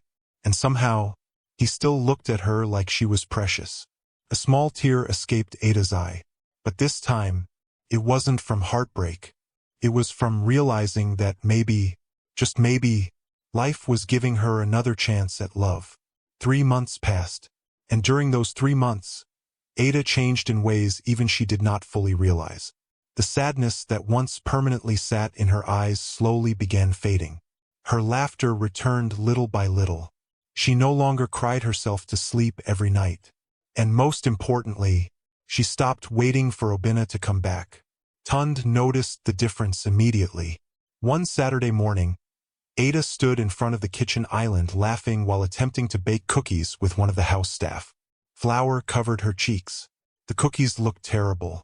And for the first time in a very long time, she looked genuinely happy. Tund leaned against the doorway quietly watching her. The sight warmed his chest deeply. Ada. She turned immediately. What? You're smiling again. Ada touched her cheek unconsciously and laughed softly. Am I? Yes. The house staff grinned knowingly before quietly excusing herself. Now only Ada and Tund remained in the kitchen. Tund walked closer slowly. You know, he said softly, this house stopped feeling empty when you arrived. Ada looked down shyly. Tund. I mean it. There was something steady about the way he loved her. No pressure. No manipulation. No cruelty. Just patience. And after everything she survived with Oena, that patience felt healing. Ada exhaled softly. I'm still damaged. Tund shook his head immediately. No. You're healing. Her eyes lifted slowly toward him. And there's a difference. For a moment, neither spoke. Then Ada looked away quietly. I think it's time. Tund frowned slightly. Time for what?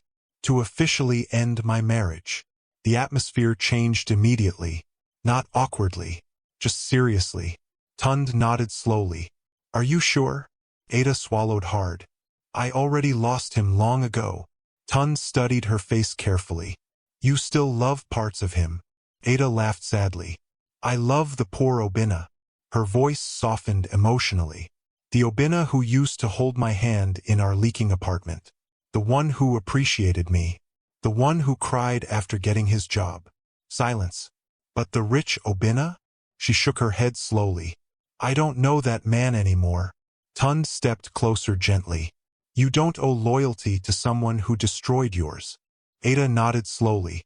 Then, for the first time, she truly accepted it. Her marriage was over. Completely. That afternoon, Tund arranged a meeting with his lawyer.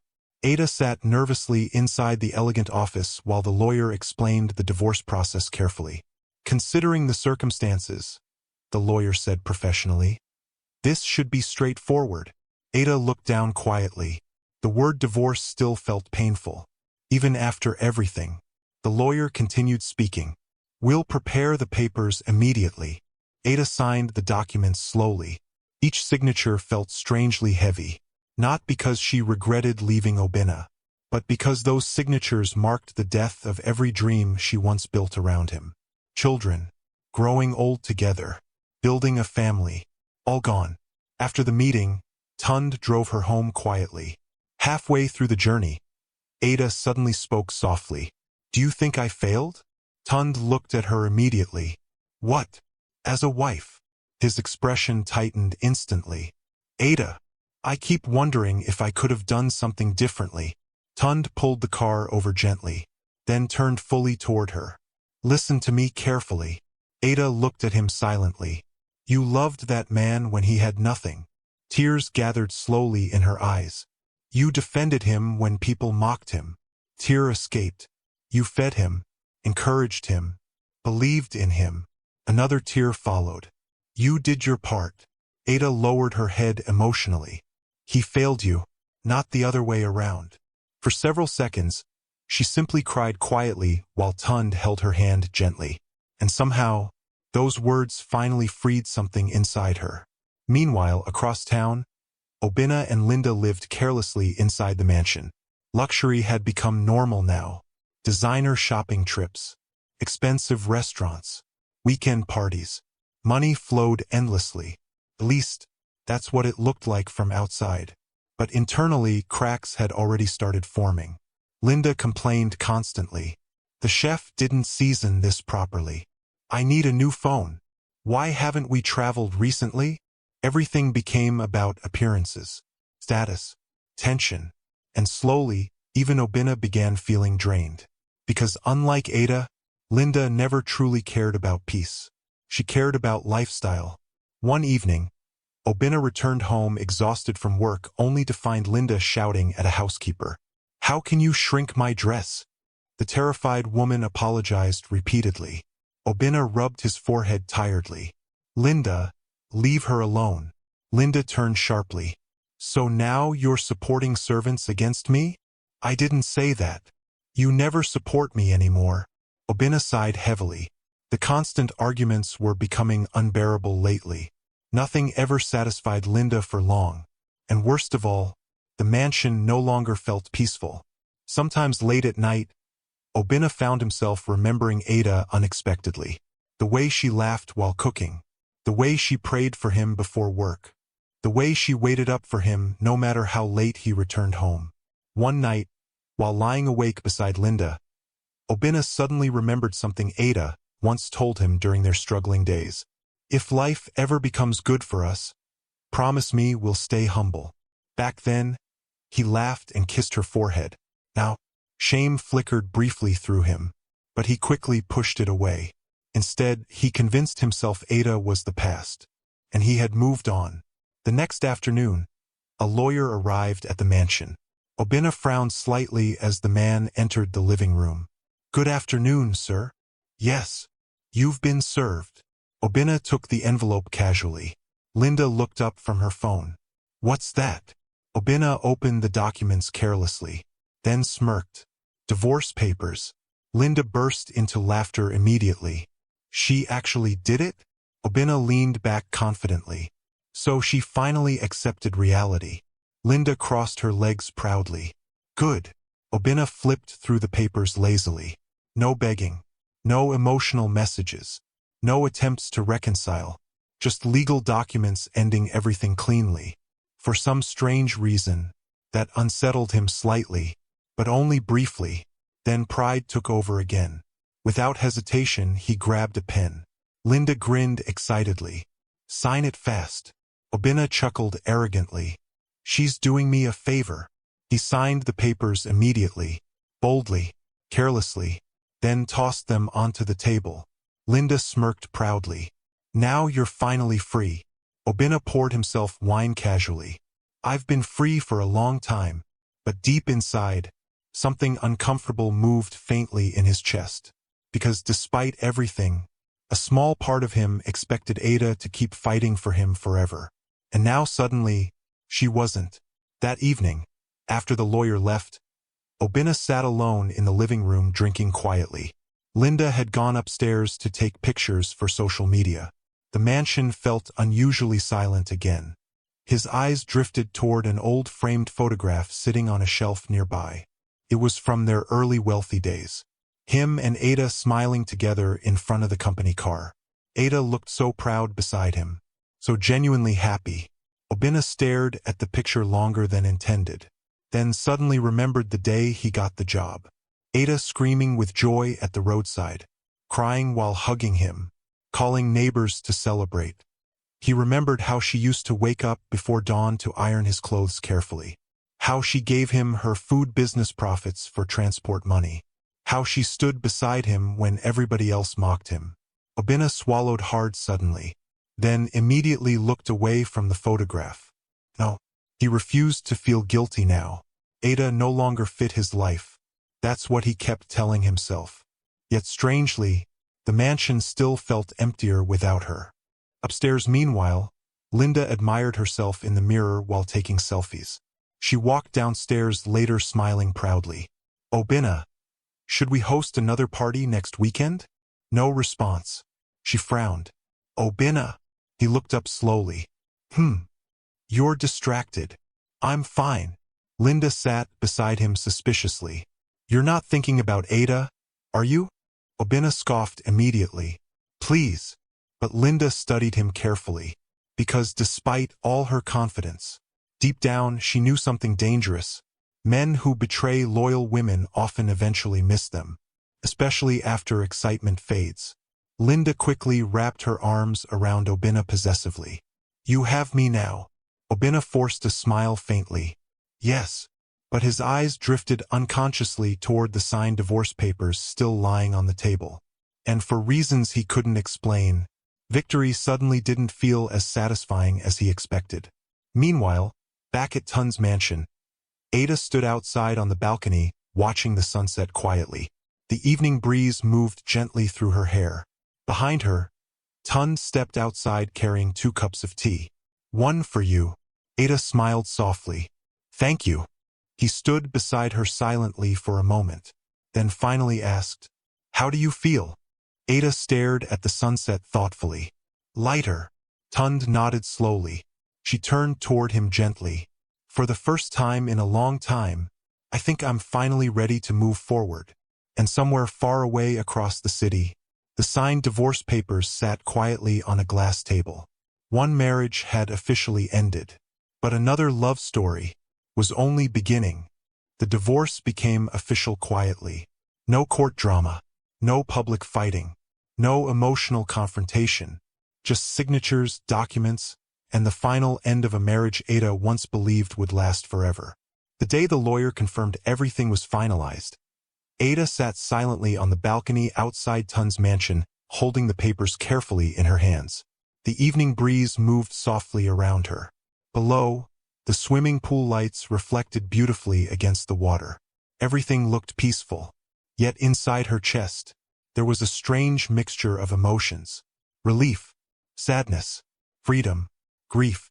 Tund stepped onto the balcony moments later carrying a tray with juice and snacks. The moment he noticed the documents in her hand, his expression softened. "It's done." Ada nodded slowly. "Yes." Tund sat beside her quietly. Neither of them spoke immediately. Then Ada finally exhaled deeply. "I thought I would cry more." Tund looked at her gently. "You already cried enough." She laughed softly. "That's true." Her fingers traced the edge of the papers absent-mindedly. "You know something funny?" A part of me kept hoping Oena would suddenly realize everything he lost and come begging. Tund remained silent. Ada smiled sadly. "But he signed the papers immediately." That part still hurt her slightly.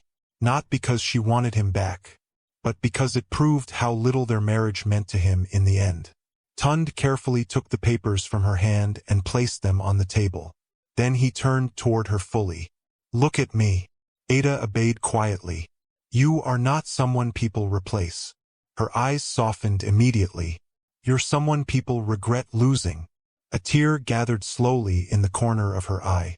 Tund wiped it gently before it could fall. "No more crying over a man who failed to value you." Ada smiled faintly. "I'm trying. And you're doing well." For a moment, they simply looked at each other quietly. Then unexpectedly, Ada laughed. Tund frowned playfully. "What's funny?" "I just remembered how you used to fail mathematics in secondary school." Tund gasped dramatically. "Excuse me?" Ada laughed harder. "You nearly cried during WEC prep." "I was emotionally stressed." "You copied half my assignments." Tund placed a hand on his chest. "This is wickedness." Ada's laughter echoed warmly across the balcony. And for the first time in years, it sounded completely free. As weeks passed, Ada continued changing slowly. Not just emotionally, physically too. Not because anyone pressured her, but because she finally started caring about herself again. She ate healthier, walked regularly with Tund, slept properly, laughed more. The constant stress and emotional pain that once weighed her down gradually reduced. She was still plus-sized, still beautifully full, but now she carried herself differently, with confidence, with peace, and Tund noticed every little change. One afternoon, Ada stood before a mirror inside a luxury boutique while trying on a deep red gown. She adjusted the fabric nervously. "Tund, this is too expensive." Tund sat comfortably nearby smiling. "Turn around first." Ada rolled her eyes playfully. "You'll just say it's nice because it's me." "Correct." She laughed softly and finally turned fully toward him. Tund froze briefly. The dress hugged her curves beautifully.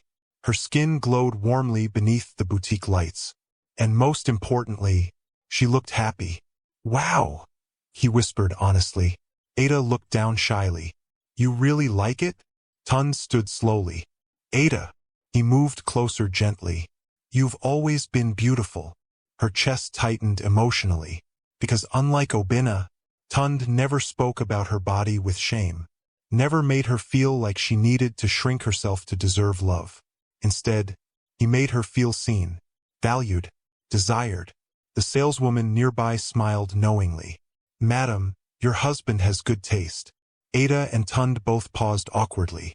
Then, unexpectedly, neither corrected her immediately. That silence changed something.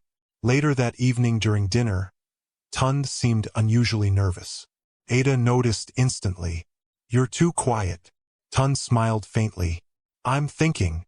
Dangerous." He laughed softly, then slowly reached into his pocket. Ada's heartbeat quickened immediately. "Tund." He stood up carefully beside the dining table, then took a deep breath. "Ada, I've loved you for a very long time." Her eyes softened instantly. "Even after America, even after years apart." He pulled out a small velvet box. "And seeing you again reminded me that some people never truly leave your heart." Ada covered her mouth emotionally. Tund slowly knelt down. "Ada." Tears immediately filled her eyes. "You once changed my life before anybody believed in me." His voice softened deeply. "When I had nothing, you still helped me rise." A tear rolled down her cheek. "And now," he smiled gently. I want to spend the rest of my life loving you properly. He opened the box slowly. Inside sat a beautiful diamond ring. Ada, will you marry me?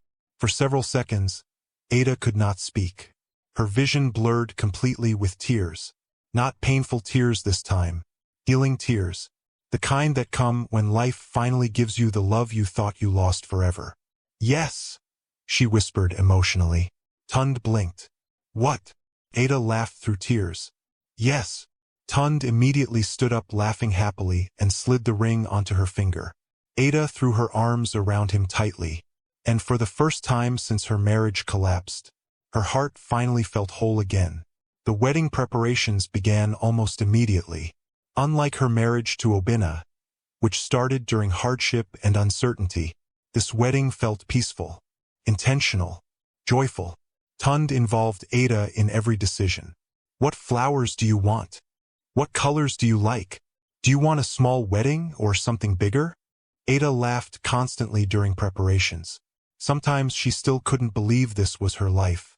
One afternoon while wedding shopping, Ada received a call from an old neighbor.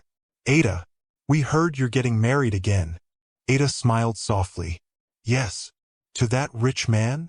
Tund. The woman lowered her voice immediately. You know your ex-husband heard about it. Ada's expression barely changed. Oh, they say he was shocked. For some strange reason, Ada felt nothing. No revengeful satisfaction. No lingering love. Just peace. Because somewhere along the journey, she had stopped living for Oena's validation. Meanwhile, across town, Oena sat inside his office staring silently at social media pictures from Ada's engagement shoot. His chest tightened painfully. Ada looked radiant, happy, beautiful. Tund looked at her like she was the most precious woman in the world. Oena zoomed into one picture unconsciously. Ada was laughing while Tund kissed her forehead gently. That exact look in her eyes. Oena remembered being the reason for it once. A knock interrupted his thoughts. Linda entered carrying shopping bags. Oena, I bought those shoes I showed you. No response. Oena. He quickly locked his phone. Linda frowned suspiciously. What were you looking at? Nothing. But she had already seen Ada's face briefly before the screen locked. Instant irritation crossed Linda's expression. She's moving on quickly. Oena remained silent. Linda tossed the shopping bags aside dramatically. She acts like she's some innocent victim. Still silence. Linda folded her arms. You don't miss her, do you? Oena immediately scoffed. Please. But his voice lacked conviction. And Linda noticed. That night, Oena couldn't sleep properly. For the first time in months, real regret began settling inside him. Not because Ada found another rich man, but because another man was now appreciating everything he once took for granted. Her loyalty, her softness, her sacrifices, her heart. Meanwhile, Ada stood before a mirror inside her bridal suite weeks later, wearing her wedding gown. The dress was elegant and beautiful, but what truly transformed her appearance was the joy in her eyes. Her stylist smiled warmly. Madam, you look stunning. Ada stared at her reflection quietly, then suddenly remembered something painful. The last time she wore a wedding dress, she was entering a future filled with struggle. Yet she was happy because she believed love would survive anything. Now standing here years later, she finally understood something important. Love alone is not enough without respect. A soft knock interrupted her thoughts. Ada, it was Tund's mother. Come in. The older woman entered smiling warmly, then paused after seeing Ada. Oh my goodness. Ada laughed shyly. Is it too much? No, the woman's eyes softened emotionally. You look like peace. That statement touched Ada deeply, because after everything she survived, peace was exactly what she wanted most now. The wedding ceremony itself was beautiful. Elegant decorations filled the venue. Soft music played gently. Friends and family smiled joyfully. And throughout the entire ceremony, Tund never stopped looking at Ada with love and admiration. Not once. When it was finally time for vows, Tund held Ada's hands carefully. I promise, he said softly, voice thick with emotion. That you will never again question your worth beside me. Ada's eyes immediately filled with tears. I promise to love you loudly, he continued, respect you completely, and protect your heart carefully. By the time Ada spoke her own vows, many guests were already crying. Even some staff members wiped their eyes emotionally, because everyone could see it clearly. This was not just a wedding. It was healing, a second chance at happiness. Later that evening during the reception, Ada danced happily beside Tund beneath sparkling lights. Her laughter filled the air beautifully, and while dancing in her new husband's arms, Ada realized something powerful. Oena losing her was never the end of her story. It was simply the painful beginning of a better one. 1 year later, life had changed completely for Ada, peacefully, beautifully. The morning sun streamed softly through the massive bedroom windows as Ada stood before the mirror adjusting her earrings carefully.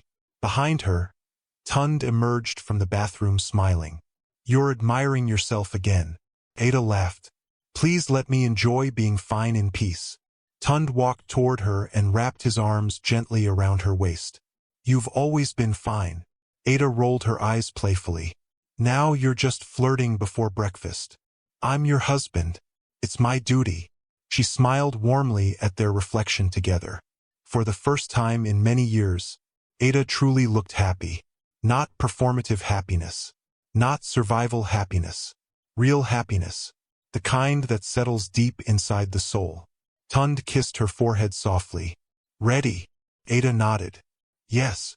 They were heading to the opening ceremony of a new community food center Ada had helped fund for struggling women.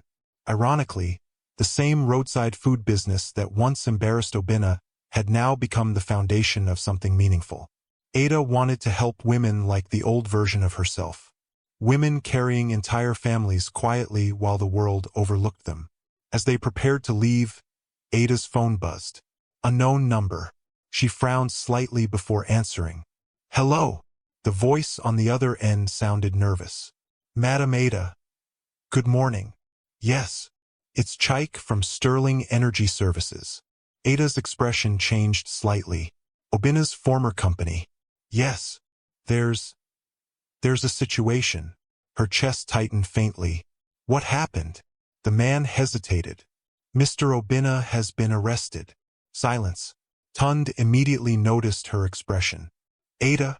She slowly lowered the phone from her ear. Her mind struggled to process the words. Arrested? How? She finally whispered. The voice continued quickly. They discovered financial fraud inside the company. Missing funds. Fake contracts. Illegal transfers. EFCC officers came this morning. Ada remained frozen, then slowly sat down on the edge of the bed. Tund knelt beside her immediately. What happened? She looked at him blankly. Oena was arrested. Tund frowned deeply. For what? Fraud. Meanwhile, across town, chaos erupted inside Sterling Energy Services. Employees gathered nervously around office windows, whispering in shock. 2 black official vehicles stood outside the building. EFCC officers moved through the hallways collecting files and documents. At the center of it all stood Oena, handcuffed, humiliated. Sweat covered his forehead despite the cold office air. This must be a mistake, he kept saying desperately. But nobody listened. One officer held up documents coldly. You authorized these transfers personally. Obena's voice trembled. I can explain. You can explain at the station. Employees stared openly now. Some whispered. Others shook their heads in disappointment. One older staff member sighed sadly. I trusted this man. Another muttered quietly. Too much sudden luxury. The words pierced Oena painfully, because deep down, he knew exactly when everything started going wrong. After Ada left, after greed replaced gratitude, after he began spending recklessly trying to maintain appearances. Designer clothes, luxury trips, parties, Linda's endless demands. At first, he borrowed money intending to replace it later. Then one illegal transfer became another. Then another. Until finally, everything collapsed. As officers escorted him through the office lobby, Oena suddenly remembered the day he first entered this building years ago. Nervous, hopeful, hungry for opportunity, and waiting for him back home was Ada, praying for him, believing in him. Now look at him, destroyed. Outside the office building, journalists already gathered. Cameras flashed aggressively. "Mr. Oena, did you steal company funds? Did your girlfriend participate? How much money is missing?" Oena lowered his face in shame as officers pushed him into the vehicle. At the mansion, Linda remained completely unaware. She lounged comfortably in silk pajamas while scrolling through social media. A loud knock interrupted her. Annoyed, she opened the door carelessly, then froze. 3 officers stood outside. "Linda Ease. Yes. You're under investigation for financial crimes and conspiracy." Her face drained instantly. "What?" The officers entered immediately. "You have the right to remain silent." Linda's voice rose sharply. "There must be some mistake." One officer held up printed financial records. "Large sums were transferred into accounts connected to you." Fear exploded inside her immediately. "No. Oena handles all finances." The officers began searching the house. Linda panicked completely. "My designer bags. Careful with those shoes." One female officer looked at her in disbelief. "Madam, you're being arrested and you're worried about shoes?" Linda's breathing became shaky. Reality finally crashed over her fully. This wasn't temporary embarrassment. This was destruction. Meanwhile, at the police station, Oena sat silently inside a holding room. His expensive suit looked wrinkled now. His wristwatch had been confiscated. His phone taken. For the first time in years, he felt powerless again. A younger officer walked past and smirked. "So this is how rich men fall." Oena lowered his eyes painfully. Hours later, Linda was brought into the station too. The moment she saw him, she exploded. "You said everything was safe." Oena frowned angrily. "Keep your voice down. You lied to me. You spent the money too." Linda stared at him in horror. "So now you're blaming me?" Their argument filled the station loudly until an officer shouted at them to keep quiet. Then silence finally settled. Heavy silence. The kind that comes when people realize their entire world is collapsing. Back at Tun's mansion, Ada sat quietly in the living room after ending the call. Her emotions felt strangely complicated. Shock, sadness, disappointment, but not satisfaction. Tund handed her a glass of water gently. "You okay?" Ada nodded slowly. "I think so. Do you want to go there?" She hesitated, then shook her head. "No." Tund sat beside her carefully. "You don't owe him anything." Ada stared into the distance quietly. That man once had nothing. Tund remained silent. And somehow, success destroyed him. Her voice carried genuine sadness now. Not romantic sadness. Human sadness. Because despite everything Oena did to her, a part of her still mourned the man he used to be. The poor Oena. The humble Oena. The grateful Oena. Tund touched her hand gently. "You can feel sad for someone without allowing them back into your life." Ada nodded slowly. That evening, news of the arrest spread everywhere. Social media exploded with gossip. Former colleagues mocked openly. Blog pages posted pictures of Oena being escorted in handcuffs. People who once praised him suddenly disappeared. Business associates stopped answering calls. Friends vanished. The same society that celebrated his wealth now enjoyed watching his downfall. And deep inside the cold station cell, Oena finally understood something painful. Most of the people around him loved the lifestyle. Only Ada had truly loved him. Late that night, Oena sat alone on a narrow bench staring blankly at the wall. Then, unexpectedly, he began crying quietly. Not because of prison. Not because of lost money. But because for the first time in years, he fully saw his own destruction clearly. He remembered Ada frying akara before sunrise. Remembered her giving him transport money. Remembered her defending him against insults. remembered her standing beside him when everybody else saw him as useless. And he betrayed her. For vanity. For pride. For temporary excitement. Oena covered his face painfully. "What have I done?" he whispered brokenly. Across the station, Linda sat angrily inside another room. Unlike Oena, she felt more rage than regret. "This is your fault," she muttered repeatedly. But deep down, fear was swallowing her too, because luxury had blinded both of them.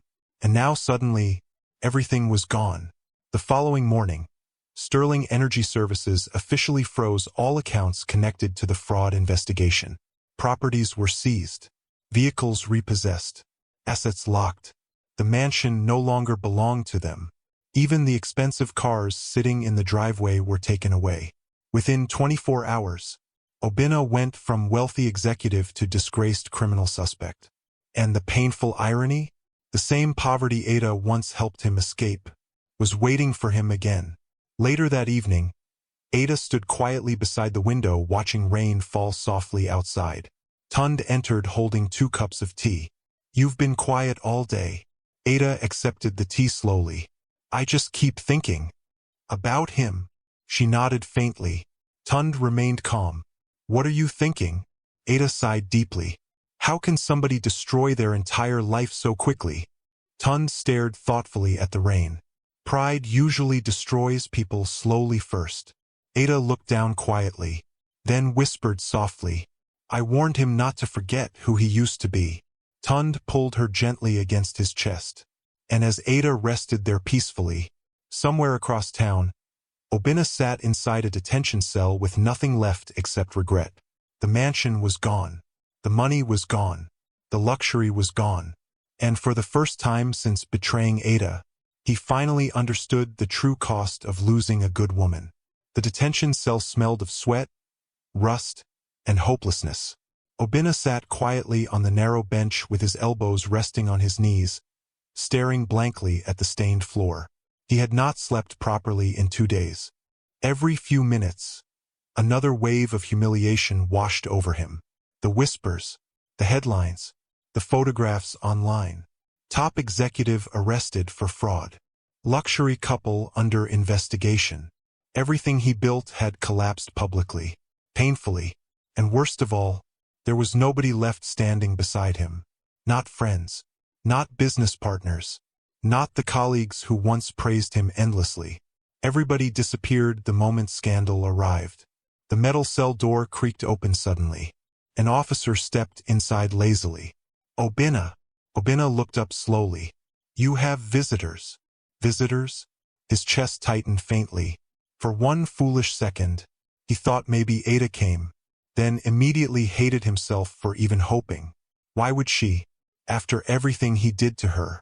The officer led him toward the visitors' area quietly. As Oena walked through the station hallway, other detainees stared openly. Some recognized him from social media. One man laughed mockingly. "Big man Don Fall." Oena lowered his eyes silently. The shame felt unbearable. When he entered the visitor's room, he froze immediately. Linda sat there angrily with swollen eyes and messy hair. The moment she saw him, she stood up furiously. "This is all your fault." Oena exhaled heavily. "Not now, Linda.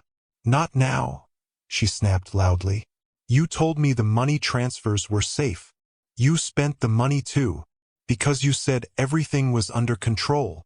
Their argument escalated quickly. The officer nearby shouted angrily, "Keep quiet." Silence finally returned. Linda sat down breathing heavily. Then suddenly, she started crying. Not graceful tears. Not emotional movie tears. Ugly, desperate tears filled with fear. "My life is over." Oena stared at her silently. And strangely, he felt nothing. No comfort. No love. No emotional connection at all. Only exhaustion. Because now that the luxury lifestyle was gone, so was the illusion between them. Linda wiped her face angrily. "What are we going to do?" Oena laughed bitterly. "We." Linda glared at him. "Yes, we." Oena looked away slowly. For the first time, he truly saw how empty their relationship actually was.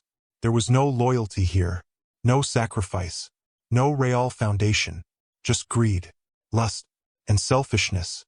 Meanwhile, across town, Ada sat inside her office at the Women's Food Support Center, reviewing financial documents, when Tund entered quietly. "You've been working non-stop all morning." Ada smiled faintly. "These women are depending on me." Tund leaned against the desk. "You can rest sometimes too." Before Ada could respond, her phone rang. Unknown number. She answered calmly.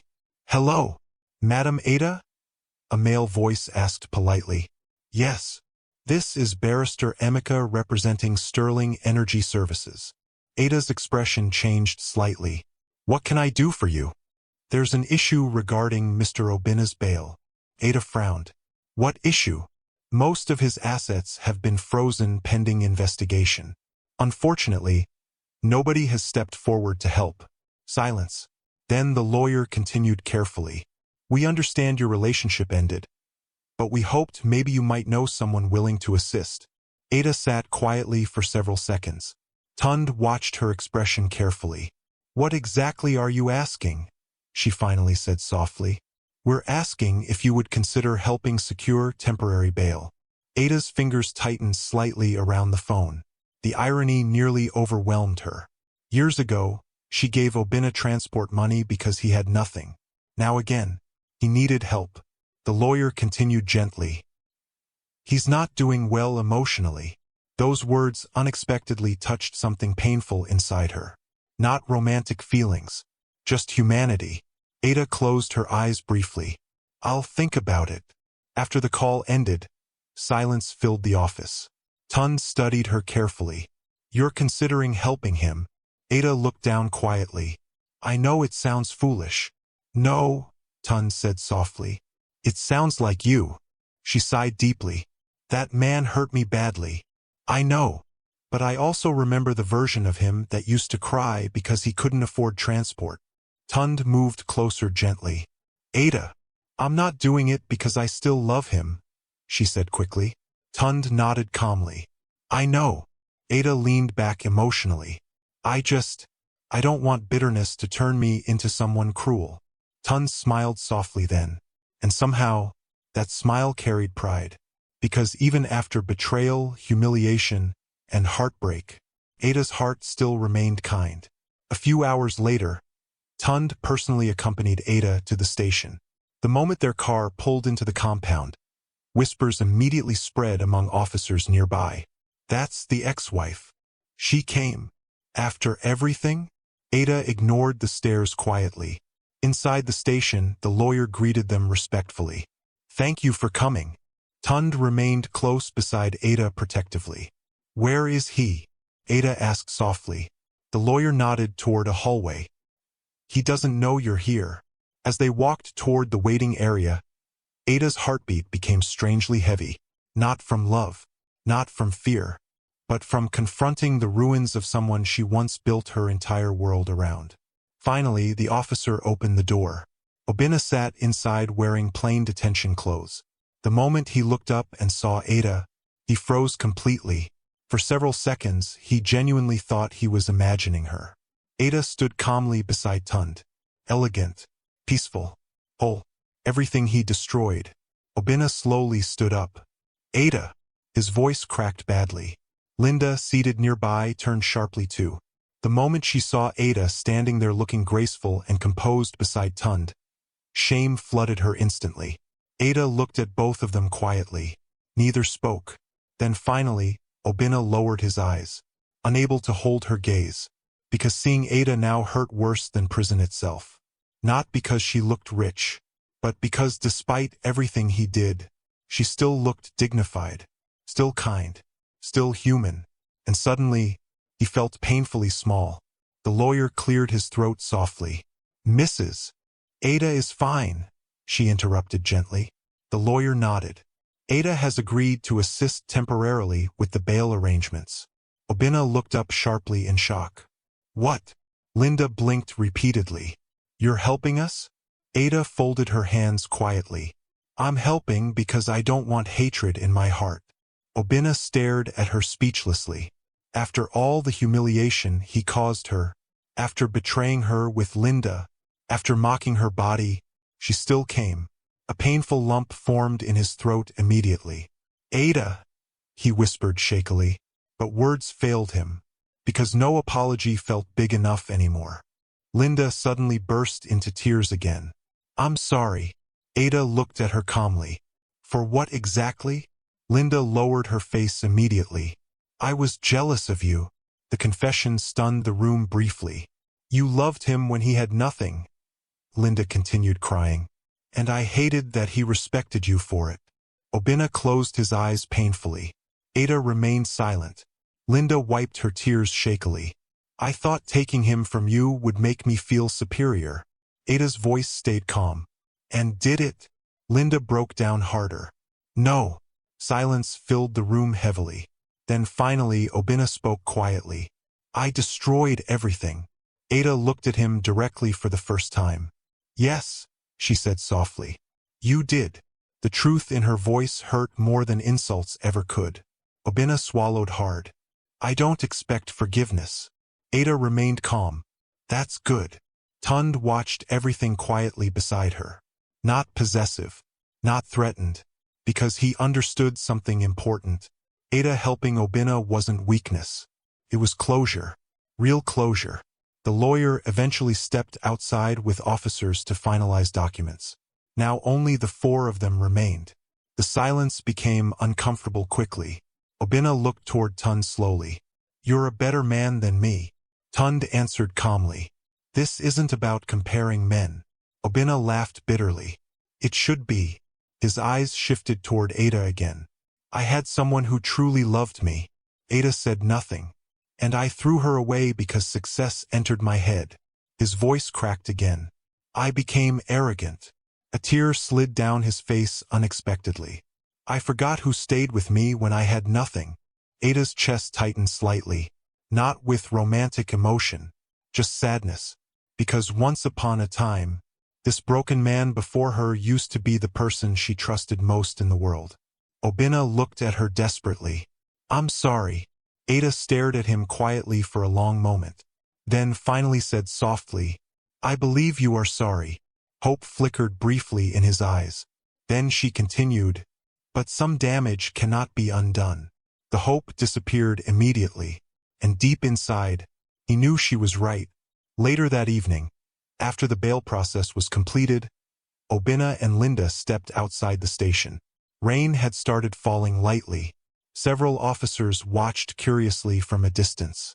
Ada and Tund stood near their car preparing to leave. Oena slowly approached them. He looked exhausted, broken, humbled.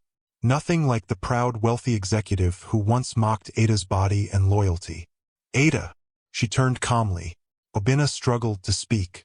Finally, he whispered, "Thank you." Ada nodded once, then spoke softly, "I hope this experience changes you." Oena lowered his head immediately. "It already has." Linda remained silent nearby, unable to even look Ada directly in the eyes anymore. Tund opened the car door gently for Ada. Before entering, she paused briefly, then looked back at Oena one final time. Not with hatred, not with love, just peace.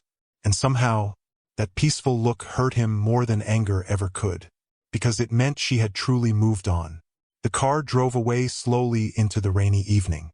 Oena stood there watching until the taillights disappeared completely.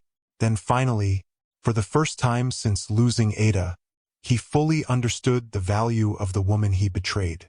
Not because she bailed him out, but because even after everything, she refused to become cruel. 2 years later, morning sunlight poured beautifully across the balcony of Ada and Tund's mansion as soft laughter filled the air. "Auntie, catch me!" Little Amara ran across the balcony in pink pajamas while clutching a stuffed teddy bear tightly against her chest. Ada laughed breathlessly while pretending to chase her. "I'm coming for you!" The little girl squealed happily. Tund stepped outside carrying a tray of breakfast and shook his head with amusement. "You people have started running before breakfast again?" Amara pointed dramatically at Ada. "Mummy cheated." Ada gasped. "Excuse me? You ran too fast." Tund burst into laughter. Watching them together still warmed his heart deeply every single day. Ada finally caught Amara gently and pulled her into her arms. "You little troublemaker." Amara giggled loudly and kissed Ada's cheek. The child wasn't biologically theirs. She was the daughter of one of the struggling women Ada once helped through her food support foundation. After the woman passed away unexpectedly from illness, Ada and Tund adopted the little girl together. And somehow, Amara brought even more light into their home. Ada sat down beside Tund while Amara happily attacked pancakes nearby. The peacefulness of the moment settled warmly around them. No tension, no fear, no emotional exhaustion, just love. Simple, honest love. Tund handed Ada a cup of tea gently. "You look happy this morning." Ada smiled softly. "I am happy." And she meant it completely, because for the first time in her adult life, she no longer felt like she had to earn love through suffering. Tund loved her naturally, freely, without conditions. One thing still amazed Ada after all these years. Tund never mocked her body, never compared her to other women, never made her feel like she needed to shrink herself to deserve affection.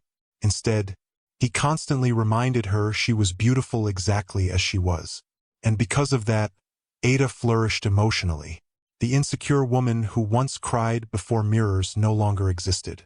Now she walked confidently, spoke confidently, lived confidently, not because she became perfect, but because she was finally loved correctly. Later that afternoon, Ada visited the Women's Food Support Center she founded. The place had expanded massively over the years. What started as a small project now helped dozens of struggling women learn cooking, business management, and financial independence. As Ada walked through the building greeting workers warmly, many women smiled proudly at her. "Good afternoon, madam. How is our chairman's wife?" Ada laughed softly. "Which chairman?" One older woman shook her head affectionately. "You suffered before. God has finally remembered you." Ada smiled gently. Life truly had changed. But despite the wealth surrounding her now, she never forgot where she came from. Never forgot standing beside hot oil before sunrise. Never forgot hunger. Never forgot humiliation. And because she remembered, she treated struggling people kindly. Meanwhile, across town, life looked completely different for Oena. The former executive now worked inside a small mechanic workshop near a noisy roadside. Grease stained his old clothes. Sweat covered his forehead. The once polished wealthy man now spent long days repairing damaged engines under the hot sun. "Oena!" the workshop owner shouted. "Bring that toolbox." "Coming." Oena quickly obeyed. Life had humbled him completely. After the fraud investigation, Sterling Energy Services terminated him permanently. His reputation was destroyed. No major company wanted to hire him anymore. Most of his former friends disappeared completely. And without wealth, the people around him vanished too, including Linda. At first, they tried staying together after leaving detention. But reality quickly destroyed whatever illusion existed between them. Arguments became constant. Money problems intensified everything. Eventually, Linda left. Now she sold second-hand clothes at a crowded market downtown. And though neither openly admitted it, both knew the truth. Their relationship was built on selfishness, not love. One evening after work, Oena sat outside the workshop drinking sachet water quietly while watching traffic pass. His life now looked strangely similar to the days before Ada helped him rise. Only this time, he carried regret too. A young mechanic nearby laughed while scrolling through his phone. "Boss, see this woman." He showed another worker a social media post. The second man whistled softly. "Fine woman." Oena glanced absent-mindedly toward the screen, then froze. It was Ada. The post showed her standing beside Tund at a charity event smiling brightly in an elegant gown. The caption read, "Businesswoman and philanthropist Ada Tund launches new empowerment program for widows." Oena stared silently at the picture. Ada looked radiant, confident, peaceful. And beside her stood Tund looking at her with obvious pride. The young mechanic shook his head admiringly. "See love." Oena looked away quietly. "Yes." That was love. Not what he shared with Linda. Not the prideful toxic mess he created after becoming successful. Real love. The kind Ada once gave him freely before he destroyed it. That night, Oena returned to his tiny rented room exhausted. The room was small, hot, poorly ventilated. Ironically, it reminded him painfully of the apartment where Ada once stood beside him during his worst days. Back then, despite poverty, he still had peace. Now, even when life became difficult again, peace no longer existed naturally inside him, because guilt followed him everywhere. He sat quietly on the edge of the bed staring into darkness. Then slowly, memories returned again. Ada frying akara before dawn. Ada giving him her business profits for interviews. Ada dancing with him in the rain outside their leaking apartment. Ada defending him against insults. And worst of all, Ada helping bail him out after he betrayed her completely. Oena covered his face painfully. Some mistakes truly never stop hurting. Across the city meanwhile, Ada and Tund hosted a small family dinner at home.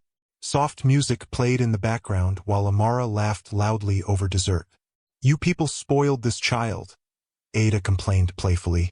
Tund pointed dramatically. "You bought her ice cream yesterday." "That's not important." Amara giggled. The warmth inside the house felt beautiful, real. And suddenly, Ada realized something important. For years after her divorce, she feared trusting love again. Feared opening her heart completely.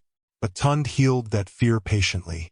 Not through grand speeches, but through consistency, respect, gentleness. One evening after dinner, Ada stood outside on the balcony, watching city lights quietly. Tund joined her moments later and wrapped his arms around her gently. "You're thinking deeply." Ada smiled softly. "Just grateful." "For what?" She turned toward him slowly. "For second chances." Tund kissed her forehead gently. "You deserved one." Ada rested peacefully against his chest. Then quietly whispered, "You know something? If Oena never betrayed me, I might never have discovered what healthy love actually feels like." Tund looked down at her thoughtfully. "Pain sometimes redirects people toward better things." Ada nodded softly, and somewhere deep inside, she finally understood something life had spent years teaching her. Loyalty is precious. Love is valuable. But love without respect eventually becomes suffering. Months later, Ada attended a large community outreach event downtown. As she exited the building afterward, a familiar voice stopped her. "Ada." She turned slowly. Oena stood nearby wearing simple clothes and holding a small nylon bag. For a moment, neither spoke. Time had changed him heavily. The confidence was gone. The arrogance gone too. Only humility remained now. "Ada," he said quietly. "You look well." She smiled politely. "Thank you." Silence followed briefly. Then Oena lowered his eyes. "I heard about the foundation." Ada nodded. "It's doing well. I'm happy for you." And surprisingly, he meant it sincerely. Ada studied him quietly. There was no hatred left inside her anymore. Only distance. Peaceful distance. Oena swallowed hard. "I know I can never undo what I did." Ada remained silent. "But I want you to know." His voice shook slightly. "Losing you was the greatest mistake of my life." The honesty in his words felt painfully real. Ada looked at him gently. "I hope you've learned from it." A sad smile touched his lips. Every day, they stood quietly for another moment. Then Tund's car pulled up nearby.